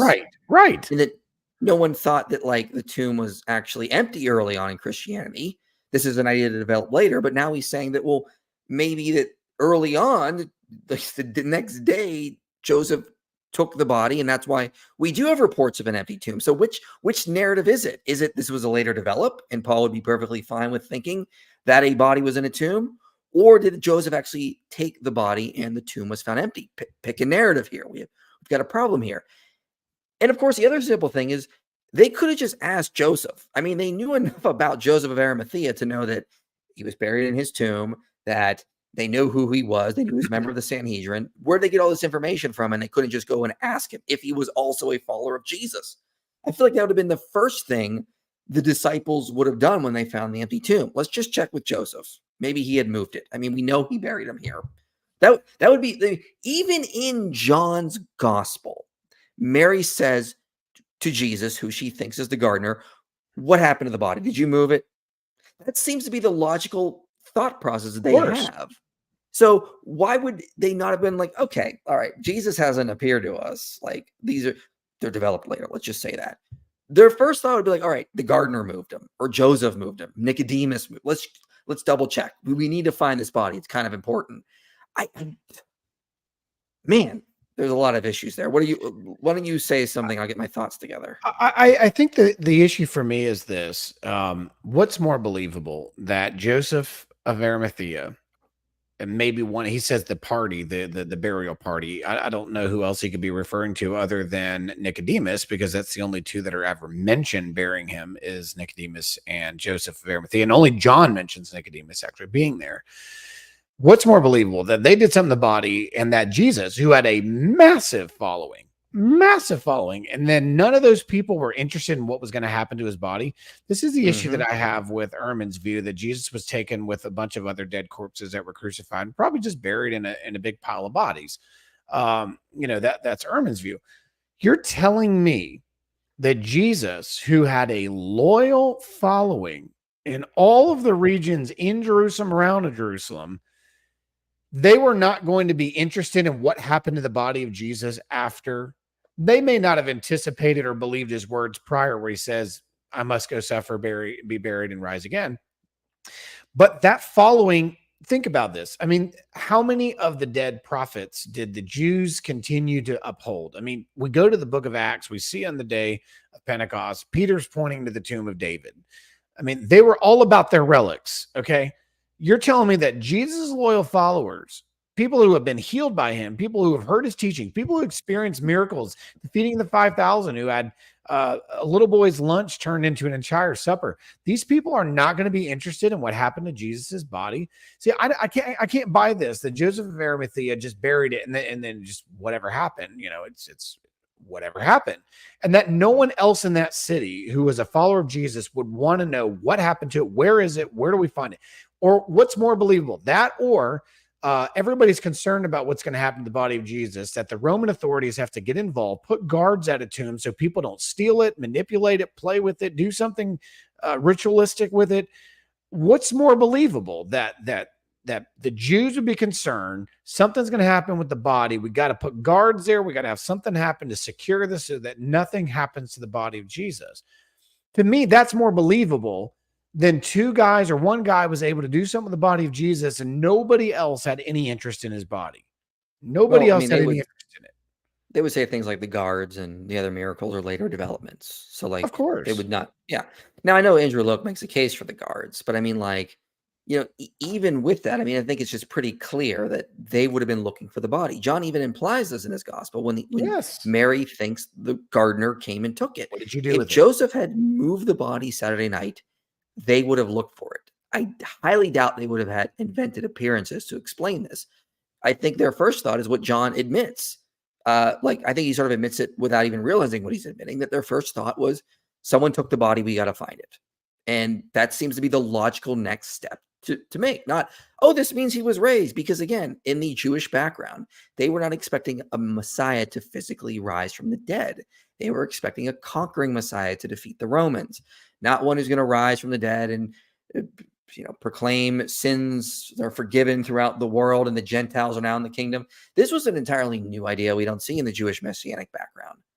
So, like, where are they getting this from? It just seems incredibly unlikely that would have been able to just sort of explain away the empty tomb. Tabor also said a couple things I wanted you to comment on. He says, like, that they found, like, the bloody shrouds there and that they would have just left that. I don't think not at all that's accurate. They would have just taken what was in there. They don't want to touch a dead body. You're not going to unwrap it and, all right, we got it, throw him over your shoulder. Yeah. Like, that would have been weird. They would have taken the shrouds with him. The fact that the Gospels report that the shrouds are there makes you think that maybe this is not what you would expect. Grave robbers would have taken the shrouds. Well, they certainly wouldn't have done. They certainly wouldn't have done laundry and folded it, because John's gospel tells us that. I mean, I don't want to do laundry in my own house that I need clothes to wear the next day, much less some guy's bloody garment. I'm not going to sit there and fold it and put it at the end.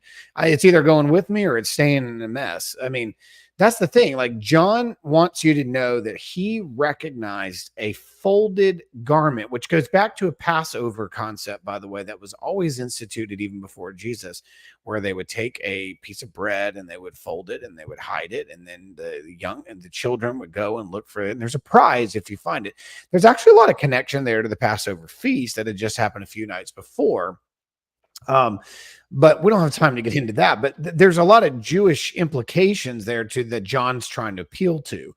But what he noticed was a folded grave cloth, not just a random bloody grave, a folded grave cloth. And that's where it says he believed, because if grave robbers or anybody else, if Joseph of Arimathea would have moved the body, the cloth's going with it. And he's certainly not going to fold a bloodied cloth and just leave it there randomly at the foot of where the body was laying. That doesn't even make any sense. So again, it's a folded cloth. It's not just a random cloth laying there.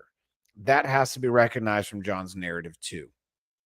And just to preempt this objection, because I know we'll get it, like, well, that was a legendary development added in. Look, we get there's a debate to be had if John's gospel is reliable or not. What James Tabor is basically saying is this is what you can believe as a Christian, that, that the tomb was actually still had the corpse. So this is, and we're saying, no, this is inconsistent with what Christianity teaches and lays down in its earliest sources. So let me preempt that objection, because I know someone's going to make that in the comments or in a response. They're going to say, well, that was a legendary development, that folding of the shroud. Okay, we get there's a debate to be had there. But again, The argument that's being made is that the early sources believe that the tomb still contained the body of Jesus and that his resurrection was thought of something different. And we're saying that's inconsistent with what the early sources lay out. Well, let's consider it this way. What happened? What happened when Elijah's body went missing? Even though the Lord took him up and Elisha tried to tell everybody, you're not going to find him. What did the people instantly do after Elijah was taken up in a whirlwind? Even though Elisha said, you're wasting your time, they went to look for his body. The first thing they did. Again, Jesus had a bigger following than Elijah. Elijah wasn't even popular. Most people are on the prophets of Baal side. I mean, he was the one that was sitting in a tomb, weeping and crying, saying, I'm the only one. There's nobody else but me. What did the people do the minute they saw him taken up? They went out and put search parties out on the mountains. Why? Because he's a prophet. And that's the point. If Jesus is greater than in reputation and following and did greater miracles than Elijah, that body is not just going to go disappear. Like, you're not getting rid of that. There would have been a search party, just like they went out and searched for Elijah. I'm telling you that there's no way you can pull this narrative. The other thing that James said was he talked about John. So the beloved disciple goes there. He reached the tomb and he went in and he saw and he believed. And he says, oh, he believed the tomb was empty. Really? Like, I don't think that's what John meant. But because he also says, for as yet they did not understand the scripture that he must rise from the dead. Yes. How could this line, how could this be that, oh, John just believed the tomb was empty? They all believed the tomb was empty. The point about he saw and believed is that he must rise from the dead. The other disciples didn't yet believe, but John believed. So it just seems like Tabor's taking this wildly out of context. When John wrote this, it wasn't, yes, John believed the tomb was empty. That would not be notable. What is notable is that he believed that Jesus rose from the dead, which is what the next verse says. So I have no clue how he could get that out of reading John chapter 20. And what was the motivation for John and Peter to be running to the tomb? Women came and said, we were told he is risen. They're like, not a chance. So they take off. And what do they see? Of course there's an they weren't expecting to see a body there. The women already said he wasn't. So believing that, oh, well, the tomb's empty. Well, duh. I mean, but what they were reporting is that he is risen. He said, I'll meet you in Galilee. And they say that doesn't sound right. So we need to go check this out. And so that's why they're running. So when he says that he believed, he's believing what was told to them, like, oh, it's not just a body missing, it's a body resurrected. They obviously expected to see an empty tomb. They already told it was empty. I felt, Sergi says, I personally felt Christ's help and I'm not even baptized. That's great. Get baptized as soon as you can, Sergi. That is very important because, as Stephen will tell you, baptism saves, right, Stephen? Yep. The washing and renewal of sin. We need to come to Christ, come to him, experience forgiveness. Wait, baptism saves? Dude, you ever heard of the thief on the cross? Yeah, I've heard of him. Yeah, he wasn't baptized. He was saved. Martyr's baptism. Read church history, folks. Baptism saves? Dude, you ever heard of the thief on the cross? Sorry, it's a never satire video. Never heard that guy. All right, let's play the last clip and then we will get to some more super chats. Possible that Peter had some sort of a visionary experience at that point that would equate with Paul. Paul does say he appeared first to Peter, right? Then you have the problem, which everybody throws at me. Oh, you're saying he's buried in a tomb somewhere in Jerusalem and they know where it is. And they're going around saying he's raised from the dead. Well, first of all, they're not going around that week saying it. They're crying and weeping. But when they go to the Galilee, they have these experiences on the lake, on the shores of the lake. They began first Peter and then the others. And Matthew records it as finally all 11 on a mountain that Jesus had told them to go to, he says. So that's how I put it together. And I don't think anybody's worried about a corpse. The corpse. Okay.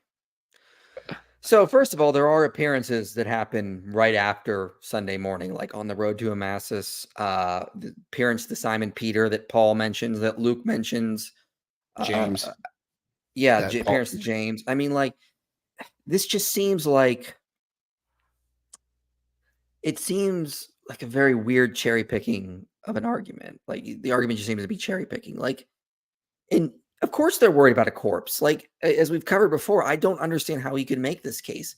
Again, if there was a corpse still in the grave, they would not have described this as resurrection. They would have described it as vindication, exalted to heaven before God.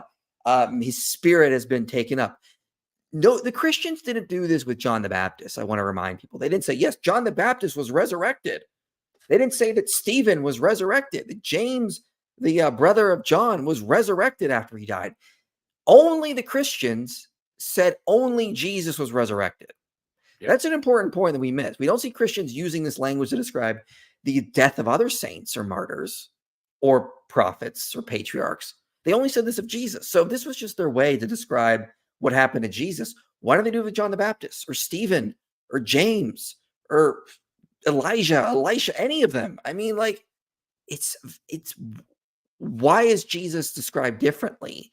And they talk about an empty tomb, and they talk about physical appearances. I mean, it just, if it walks like a duck, if it talks like a duck, I hate saying that, but it just seems like that's the best explanation of what we see in the early Christian sources.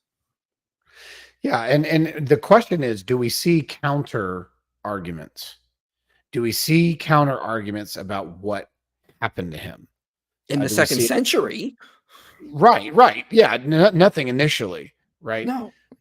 And so from the crowd that was with Jesus, they're reporting what they had seen. They changed the whole trajectory of the life. I mean, even the Gospels present the fact that the eyewitnesses were just ready to go back to their old way of living. Like, well, I guess, that's over. Let's, go fishing. That was their perspective. Let's just go back to the old life. I mean, Jesus is dead. It's all over. They had no intention of going out and doing what all the things you taught them for 3.5 years and putting those things in practice. They had intended on going back and just being what they were. So it took something. And again, if this is just another, mysticism and another god, a Greek god, those gods were instantly ascended and that's it. Like, they were ascended, they were given back. Jesus actually took time and spent time with them and did many miracles and signs and wonders that were undeniable. And he appeared to individuals on roads. He appeared to groups. He appeared to multiple people. Apparently James got an individual appearance. Simon got an individual appearance. The two disciples of the road of Emmaus, one of them being Cleopas. He talked to Mary Magdalene by herself. He talked to those in the crowds. Apparently there were 500 others that Paul had attested to. So he appeared to individuals. He appeared to groups. So they're either all smoking mushrooms or every single one of them had a interesting encounter, both either individually or corporately, that lined up with a physical bodily appearance. You have to come to where's the counter arguments that have any attestation from that group of people that were with him? We don't have any other. They're consistent. Mm-hmm.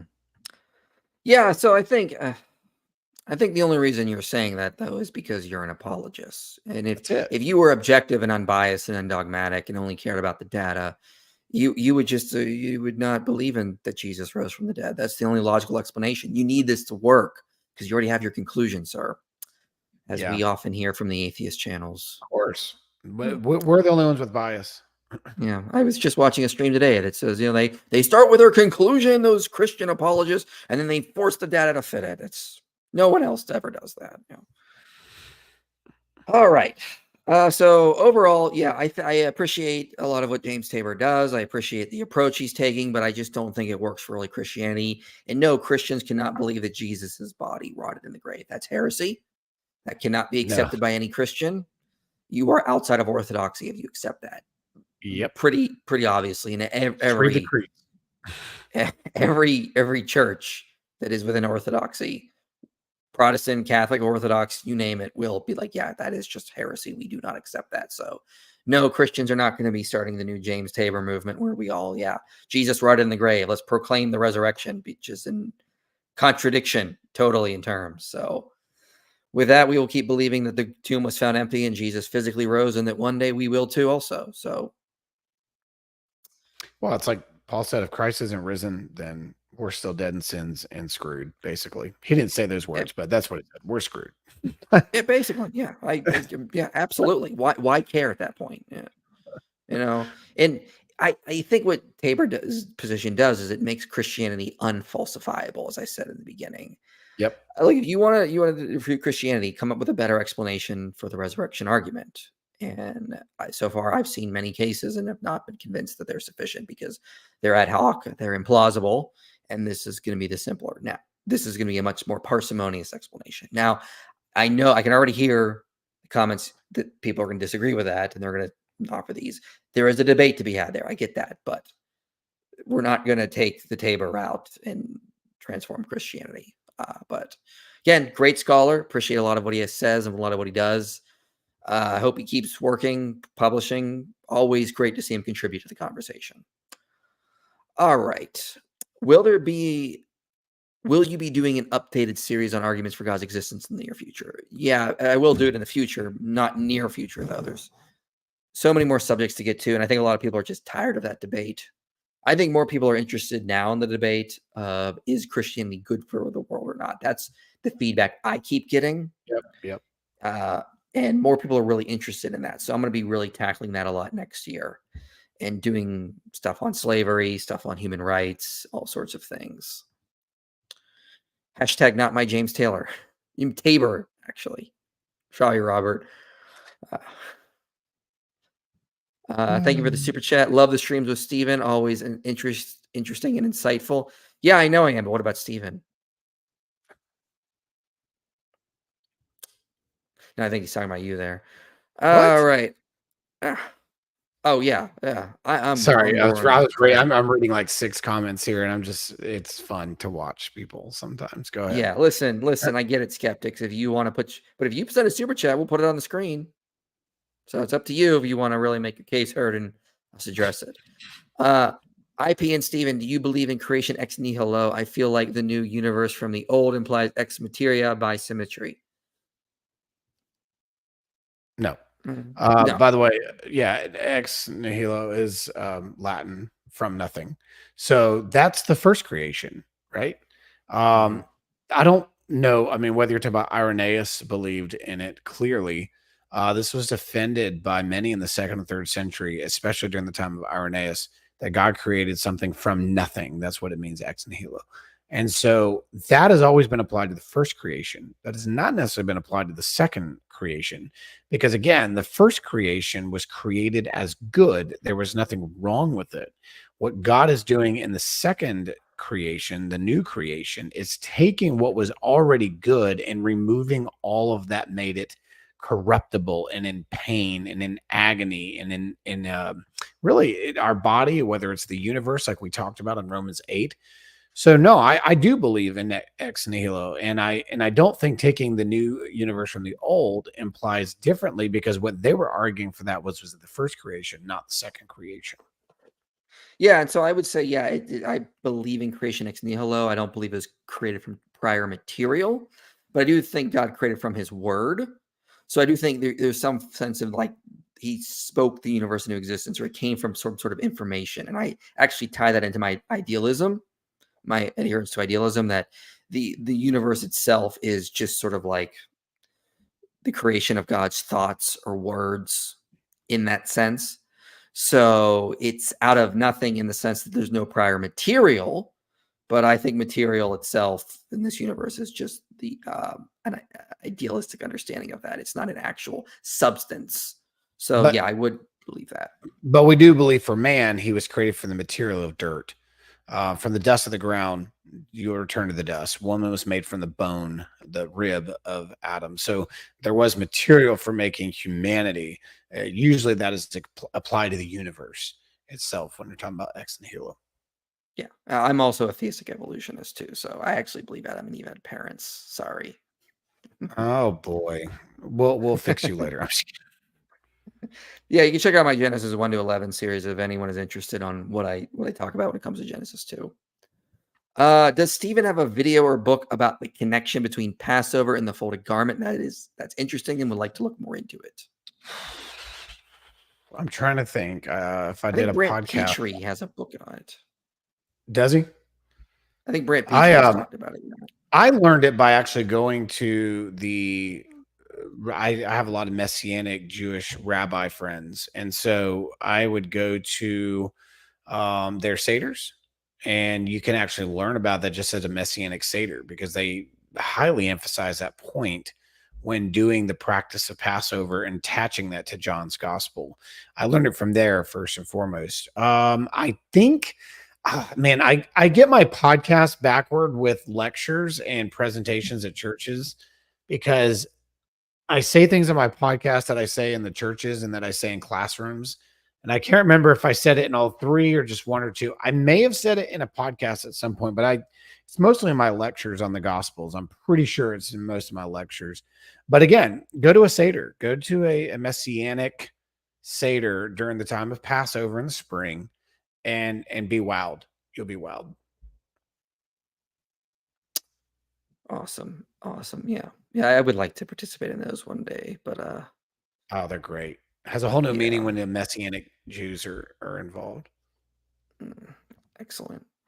Were the pastoral epistles forgeries? I know some Christian scholars are siding with Ehrman on them. What are your thoughts? You know more about this than I do. I think you've actually written on this in your dissertation a little bit. Yeah, I've written on it in doctoral work. So this is actually one of the things, one of the atheists that criticized me was shocked to see my research on this, because what I did is actually, and let me see if I can pull it up real quick. I took all the material from an undisputed book of Paul, Philemon, and I made the argument that the comparisons are wrong to take individualized letters and compare them to corporate letters.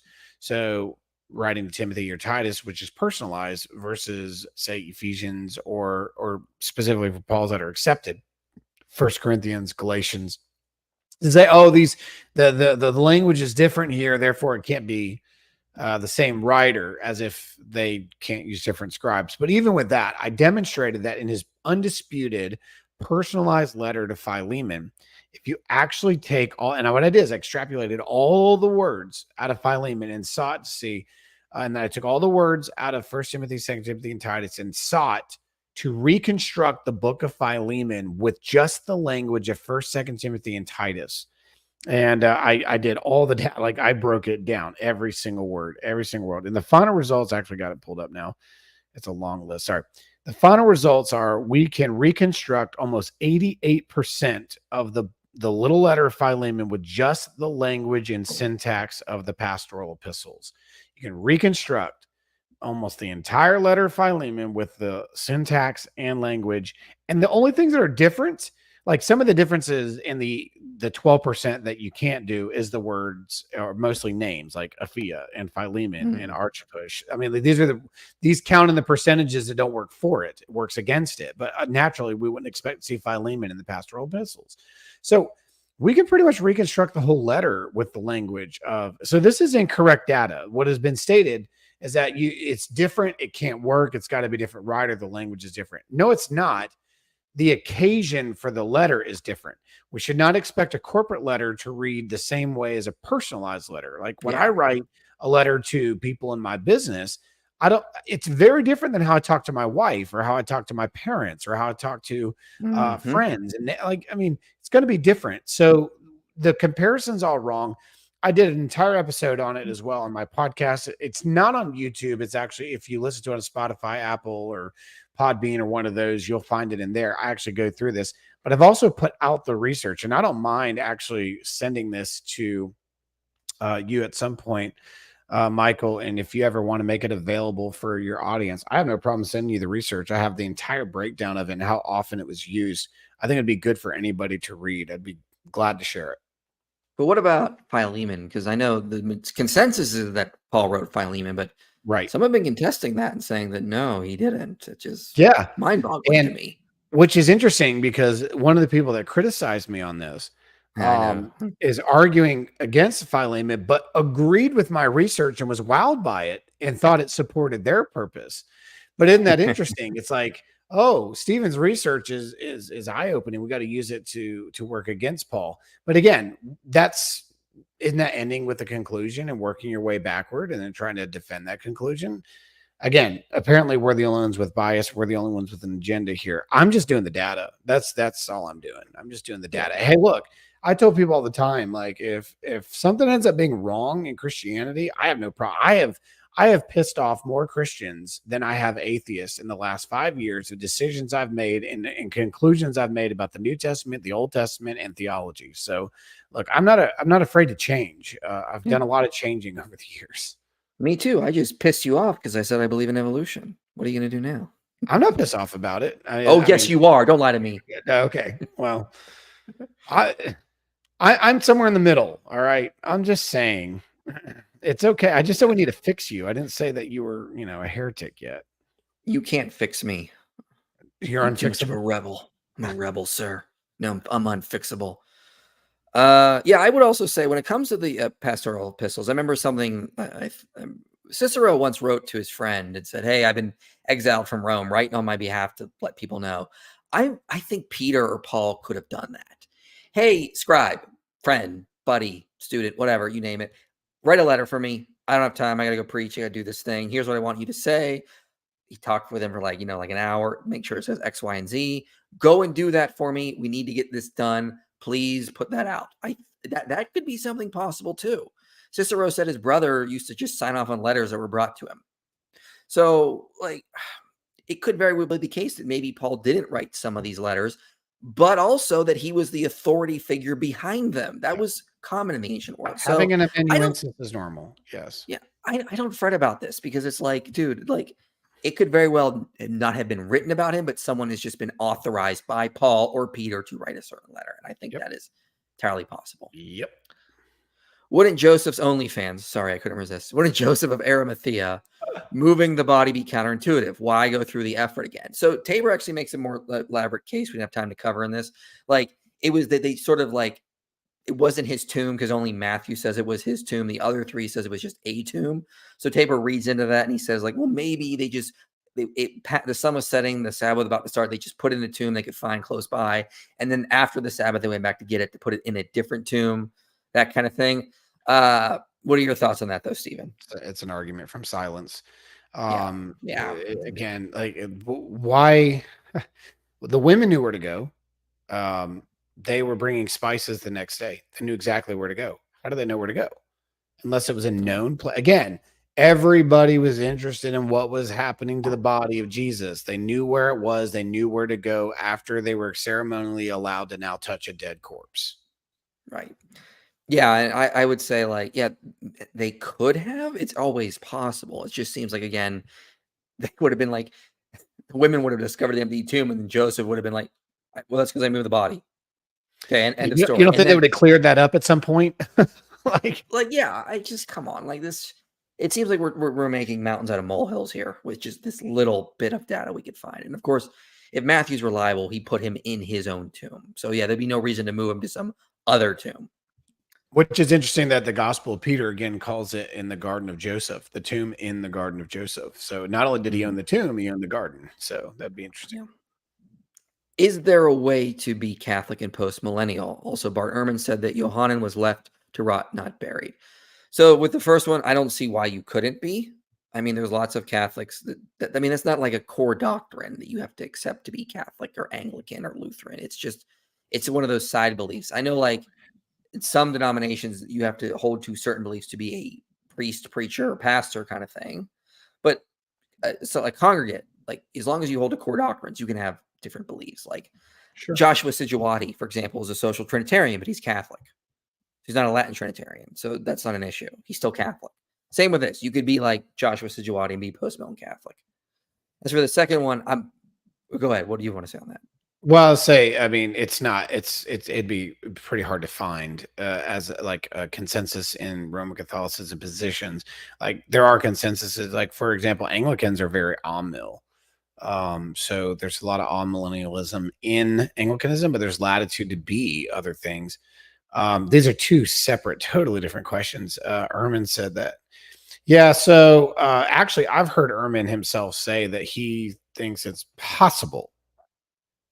In fact, I heard Ehrman say what's likely is that Jesus's body was thrown into a pit of a bunch of other dead crucified bodies, and he was just buried like anybody else that was crucified.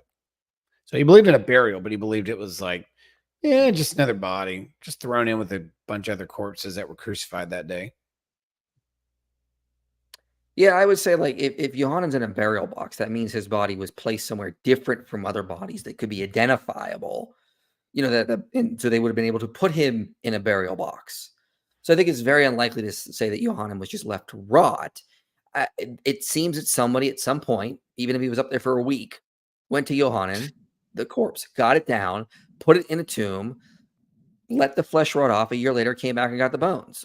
Like that just seems to be what actually happened with Johanan. It's not like he was thrown in a mass grave. So this doesn't actually help the case that Jesus was not buried in the tomb, because Johanan, they would have known his bones. They would have been able to see them, find them, that kind of thing.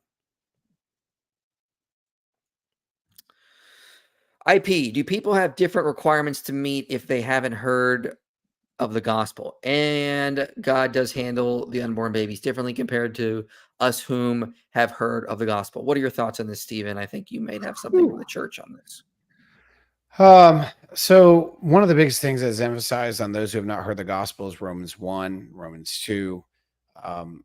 You have creation that has made us aware of a creator. And then we have a conscience. That's Romans 2. And within that conscience, we have the law of God written on our heart. You don't have to teach societies. We see evidence of this in most societies. There were laws against murder, stealing, because conscience is implemented in men. Men see that through the consciousness of law of morality.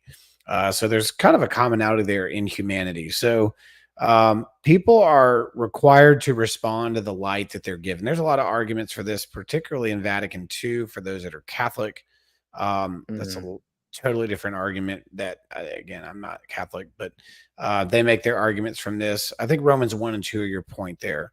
And does God handle the unborn babes differently compared to them? You heard the gospel. Not exactly sure where you're going with that when you handle unborn babies, but I'll tell you this, the early church was adamant about baptizing babies because of original sin. This was a major thing. This was a major practice. And Augustine. There were some outliers like Tertullian, I know, but yeah, that was the consensus. And Tertullian's reasons were different because Tertullian had fell into Montanism in some ways. I think he recanted it later, and that is, don't damn the baby more because they wrongly understood Hebrews 6 that if you willfully sin after enlightenment or baptism in Hebrews 6, because they understood enlightenment there to be baptism, then there's no remission. Like you can't go back. There's no repentance. And so there was this fear that if we get baptized now and then we go out and willfully sin later, well, we're done. We can't ever come back. And so they decided in some senses, instead of baptizing our children and then they willfully sin after that, and then we pretty much doomed our child, let them doom themselves. So delay baptism. So their reasons for delaying were really just faulty understandings of Hebrews 6. But as a whole, this is the apostolic practice, was to baptize children for the removal of original sin. I don't know exactly what you mean by differently compared to us who have heard the gospel.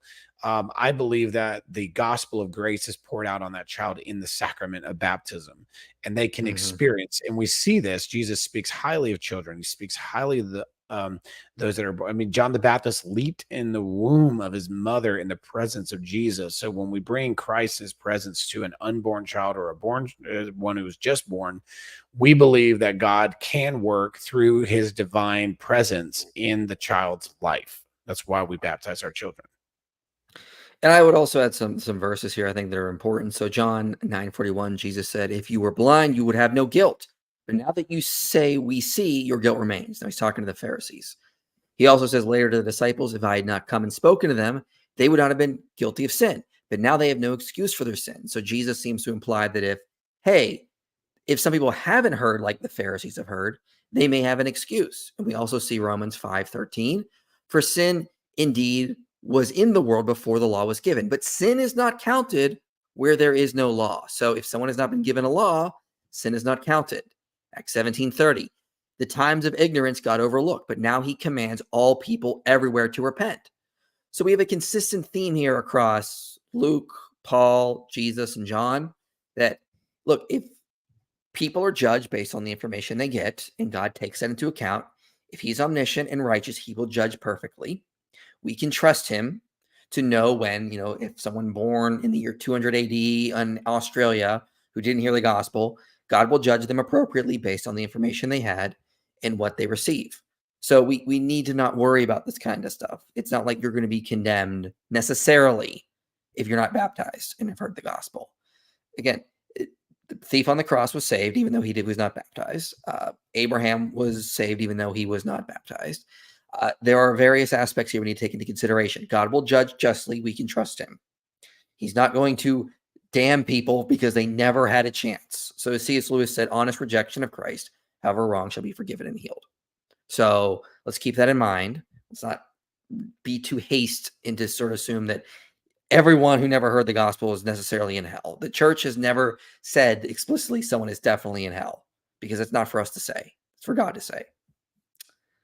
Thank you, Ellie, for the incredibly generous super chat. Very much appreciated. I hope to see you. Yeah. I need that. I got to pay Stephen all these hundreds of dollars I have him on my channel. He's very expensive here. So no, I appreciate it. I hope to see you in March. We'll be back there in Florida for the conference, the Apologeticon conference. So I hope to see you then. It was great talking with you. I always appreciate the very generous support. It's people like you that keep the channel going, and much appreciated. Only the loose bone is necessary for resurrection. Why can't the bodily and spiritual resurrection and Talpiot tomb coexist and everyone accept them? Okay. I appreciate the super chat, sir, but I'm really not sure what you're talking about. I don't think my co-host is either. So I'm. Is there a belief in this, or let me just look up lose bone? Is it lose or luz? Luz, lose. I don't know. The luz bone is a bone in the spinal column that is said to be indestructible and house the soul in Jewish mythology. Oh, yeah. Okay. Sir, I have a quick question. Have they found any of these bones ground zero of the Hiroshima and Nagasaki bombings? Were those bones indestructible? I think they probably were. Yeah. That seems like a Jewish mysticism. That's an odd view right there. It's not in the Bible, so I don't. It's not in the Church Fathers, so I don't care. Why is apostate prophet not a Christian yet? In his latest debate, he defended most core Christian doctrines, and he talks a lot like a Christian. So pray for him, first of all. Keep that in mind. Be willing, if he does come to Christ, and be willing to accept him with open arms and support him. I think I can't say why, because I can't psychoanalyze anyone. Maybe he's worried about support. Maybe, I mean, it's hard for the brain to change beliefs, especially the older we get. It's got to rewire a lot of things. It takes a while for that to happen often. Yep. So, I mean, like, it's hard. I admit it. I admit my own biases, and it's hard for me to change my beliefs. Same for a lot of atheists now, especially when you're a public personality and you've been out in the public defending something. That's very hard. It's very hard for me to take down my Exodus documentary and then re-upload it with a completely new view. That was very hard to go through, let me tell you. But I mean, the best thing we can do is just pray for him, keep witnessing to him, keep showing support for him. And that, if he did become a Christian, we would all be there to make sure he's still fully funded. But just keep him in your prayers, most of all. Praise God that his wife has now become a Christian. That's a great step in that direction. And just hope that she is going to be the greatest witness in his life. And we need to encourage her and help her in any way we can. So yeah, I mean, ultimately though, we're going to keep working with him because we're on the same page when it comes to Islam. And he knows that too. He made a community post a while ago about like how he was frustrated with atheists not helping with Islam, but defending Islam. And it's like, dude, these people have put me under a death sentence. They want me dead. And you think Islam is peaceful and compatible with liberal Western values? Get the hell out of here. Like, come on. Like, it's the Christians who are siding with us ex-Muslims and are willing to defend us from these people who want to kill apostates. It's nuts. So, I mean, I get why he's moving in this direction, and I hope he keeps doing that. So, first name, last name says, by differently, I mean, like, are the requirements the same? Babies whom die from miscarriage would happen with them. Is it heresy to say that they have different requirements? Might be repeating myself. This is from the earlier super chat from this guy. Again, well, I say when you look at God's compassion toward the unborn, his grace, his love for creation, I mean, this is he went after nations that were cutting women's wombs open in warfare. Um, he spared entire nations from judgment that they rightly deserve because of things. But I mean, it's what he told Abraham. Or it's what Abraham said about him. Will not the Lord of all the universe do right? And I think God has a special grace towards the unborn. I really do. Mm-hmm. Yeah, there'll probably be a scholar on my channel next week. We're going to talk about child sacrifice in the Old Testament and if God ever commanded that himself, because there are some scholars that try to make the case that the original belief in places like Exodus 22 was God commanding child sacrifice, and which is, yeah, we're going to address that. I'm sick of hearing that nonsense. So buckle up, Buttercup. We're going to have a fun ride next week. Matthew, Levi, son of Alphaeus, is the brother of James, son of Alphaeus. James is the brother of Jesus. That makes Matthew related to Jesus. What? Okay. Wrong Go ahead, James. Stephen. Wrong James. Yeah, it's so not. There's a lot of people with the same name in Jesus's group. So we have to, that's why their son of, brother of is there. James, this is different. And there's a lot of Jameses around. There's James, the brother of Jesus, James, the brother of John. There's also James the Less. These would have been connected more to James the Less. And there's some debate about if there was a fourth. But none of them would have ever debated whether or not there's a relationship to Jesus. I'm a little surprised to read this. James the Just is not James, son of Alphaeus. These are different folk, because James, son of Alphaeus, was one of Jesus' disciples. But John tells us his brothers had doubted Jesus. So none of Jesus's brothers were his own disciples. So this connection just simply does not work. And Jacob was a common name back then. Does just simply does not work. Yeah, it's one of the most common. Yeah. Apostolic succession, yay or nay, Stephen? Mm-hmm. Yeah, absolutely. I wouldn't be Anglican if I didn't believe that. Yep, I am fully on board with apostolic succession. I'm not on board necessarily with like that, certain groups have been necessarily excommunicated, because you look at like the Catholics and the Orthodox, they excommunicated each other. Sure. So who has apostolic succession of those two groups? You make the same case with the Lutherans and Anglicans. They excommunicated each other as well. And they all have it. So yeah. There was actually, I did find this out. There were, I forget the names, but there were some Swedish bishops that converted to Lutheranism, and Rome never excommunicated them. So I was talking with, I think, some Lutheran pastor at a conference one time, and he said, like, technically, like, my apostolic succession goes through Rome through a non excommunicated line. So I mean, am I still Catholic? Did we get him on a technicality? I thought that was funny. Yeah, there are some interesting stories about things like that, especially with the old Catholics and others. It's a very intriguing. Polish Catholics, etc. You hear that, Catholics? The Lutherans got you on a technicality, because I think he said like the LCMS actually has that succession through the Swedish bishop. So they're set, or I don't know. I don't remember. Yeah, not all Lutherans have succession, but some do. Yeah. So I think the LCMS is fine, but I don't know about any of the other ones. But I could be wrong. I don't know. This was just table talk, so I don't know if I'm right about any of that. I could be completely wrong, and I'm sure some Catholic will correct me in the comment section, and I'm just gonna be like, I don't care, whatever. It is what it is. All right, that's the end of the super chats, unless someone is frantically typing one in as we speak.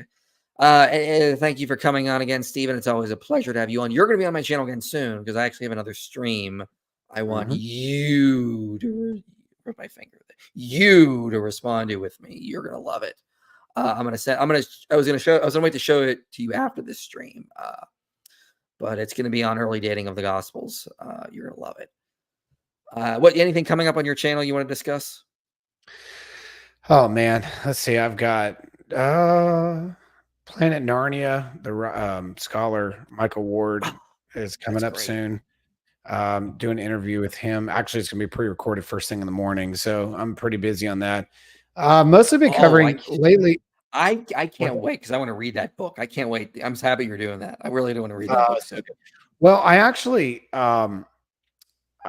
Dr. Holly wrote a book on Tolkien, and I actually had her on the channel, and she teaches and spends about 4 months a year over at Oxford. And then I was questioning her about her most recent book. And then she's like, well, you need to have Michael Ward on. She's like, you do a great job of discussion. I was like, sure. I was like, put me in an email with him. Within like 30 minutes, he emailed and said, hey, I'd love to. And I was like, well, which book? He was like, well, let's do Planet Narnia. I was like, okay. Yeah. So yeah, I've got a lineup of questions, send them to him. That should be releasing, I think, next Monday. Yeah. I want to do a video before the Netflix series comes out. So like right when the Netflix series comes out, like called The Philosophy of Narnia. And I want to, so that's like a year away. So that's on my pipeline. Matthew Holloway says, how do you deal with anger at the unsaved, supporting, praising horrific acts, i.e. abortion and child marriage? I always remember the verse, while we were his enemies, Christ died for us. So Christ died for us while we were his enemies. We need to show that grace. We can be angry and justly angry at these things, but just remember that they are God's enemies, just like we were, and they need just as much grace and love. And we need to be firm and forward, but also remember they're still people. Facts. So, and we fail at that all the time. I do. Stephen does. Stephen more than me, but I mean, like, that's true. That is very true. I'm kidding. But yeah, no, I'm not. Remember, they are people, and Christ still died for them. So keep that in mind. I found out recently that Irenaeus and by application Polycarp believed in pre-trib rapture. If true, wouldn't that support the doctrine? I don't know if that's accurate. You got the early church scholar here. What are your thoughts on that, Stephen? The idea of a rapture didn't exist in the early church. The idea, they believed in a resurrection. That's what they believed in. They believed in a resurrection of the living and the dead, and his kingdom will have no end. That's what they believe. There is no rapture before the 1800s, sir. Yeah, that's some made up dispensational thing. So yeah, get that out of here. Luke's names Simon, Judas, James as disciples. Mark names these same names as brothers of Jesus. Coincidence? I think not. Guys, people had the same names. There were many people named Jesus back then. Simon was the most popular name. There were many people named Simon. There are many people named Jacob. There are many people named Judas. Like, sorry, that's not how this works. I get what you're trying to do.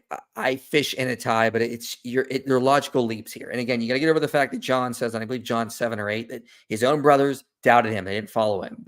The synoptics say that Mary and his brothers came while he was preaching, and he says, my disciples are my family. There's a contrast here. Brothers are not disciples. We see this in the synoptics. We see this in John itself. So this is a logical leap not supported by the actual data we have in the gospel. The closest thing we could have is possibly distant cousins and stuff like that some of the disciples would have been possibly there, but even then that's straining.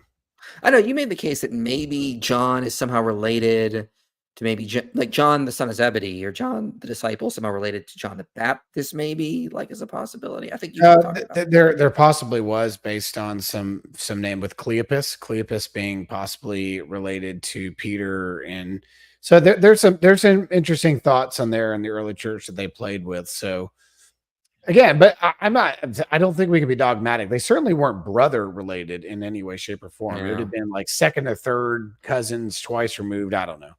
One of those lineage removals. All right. Well, Stephen and I have a video coming out on my channel this Friday called John, an Eyewitness Account, that he helped me write and put together. So that'll be coming out next week. I'll have another scholar on my channel talk about child sacrifice in the Old Testament. So a lot of good things coming up. I'll be finishing the Reliability of the Gospel series. The full series will be done in January, but the main core will be done this November. But then we also have a video on Constantine coming out in December. Yes, that will be fun. Yeah, so a lot of good things coming up. Anything you want to say before we close this out, Stephen? No, good stuff, man. I love being on your channel. Love your work, and we'll keep working at it. We'll keep working together. Okay, that is code for he tolerates me very well. I get it. I get it. Yeah. I'm a handful. All right. I'll see you guys next week. We should stream next Thursday, I think is what we're planning for, but we got to get everything. We got to get all our ducks in a row. So, and Stephen will be back on my channel very soon to talk about early dating of the gospel. So thanks for coming, everyone. We will see you next time.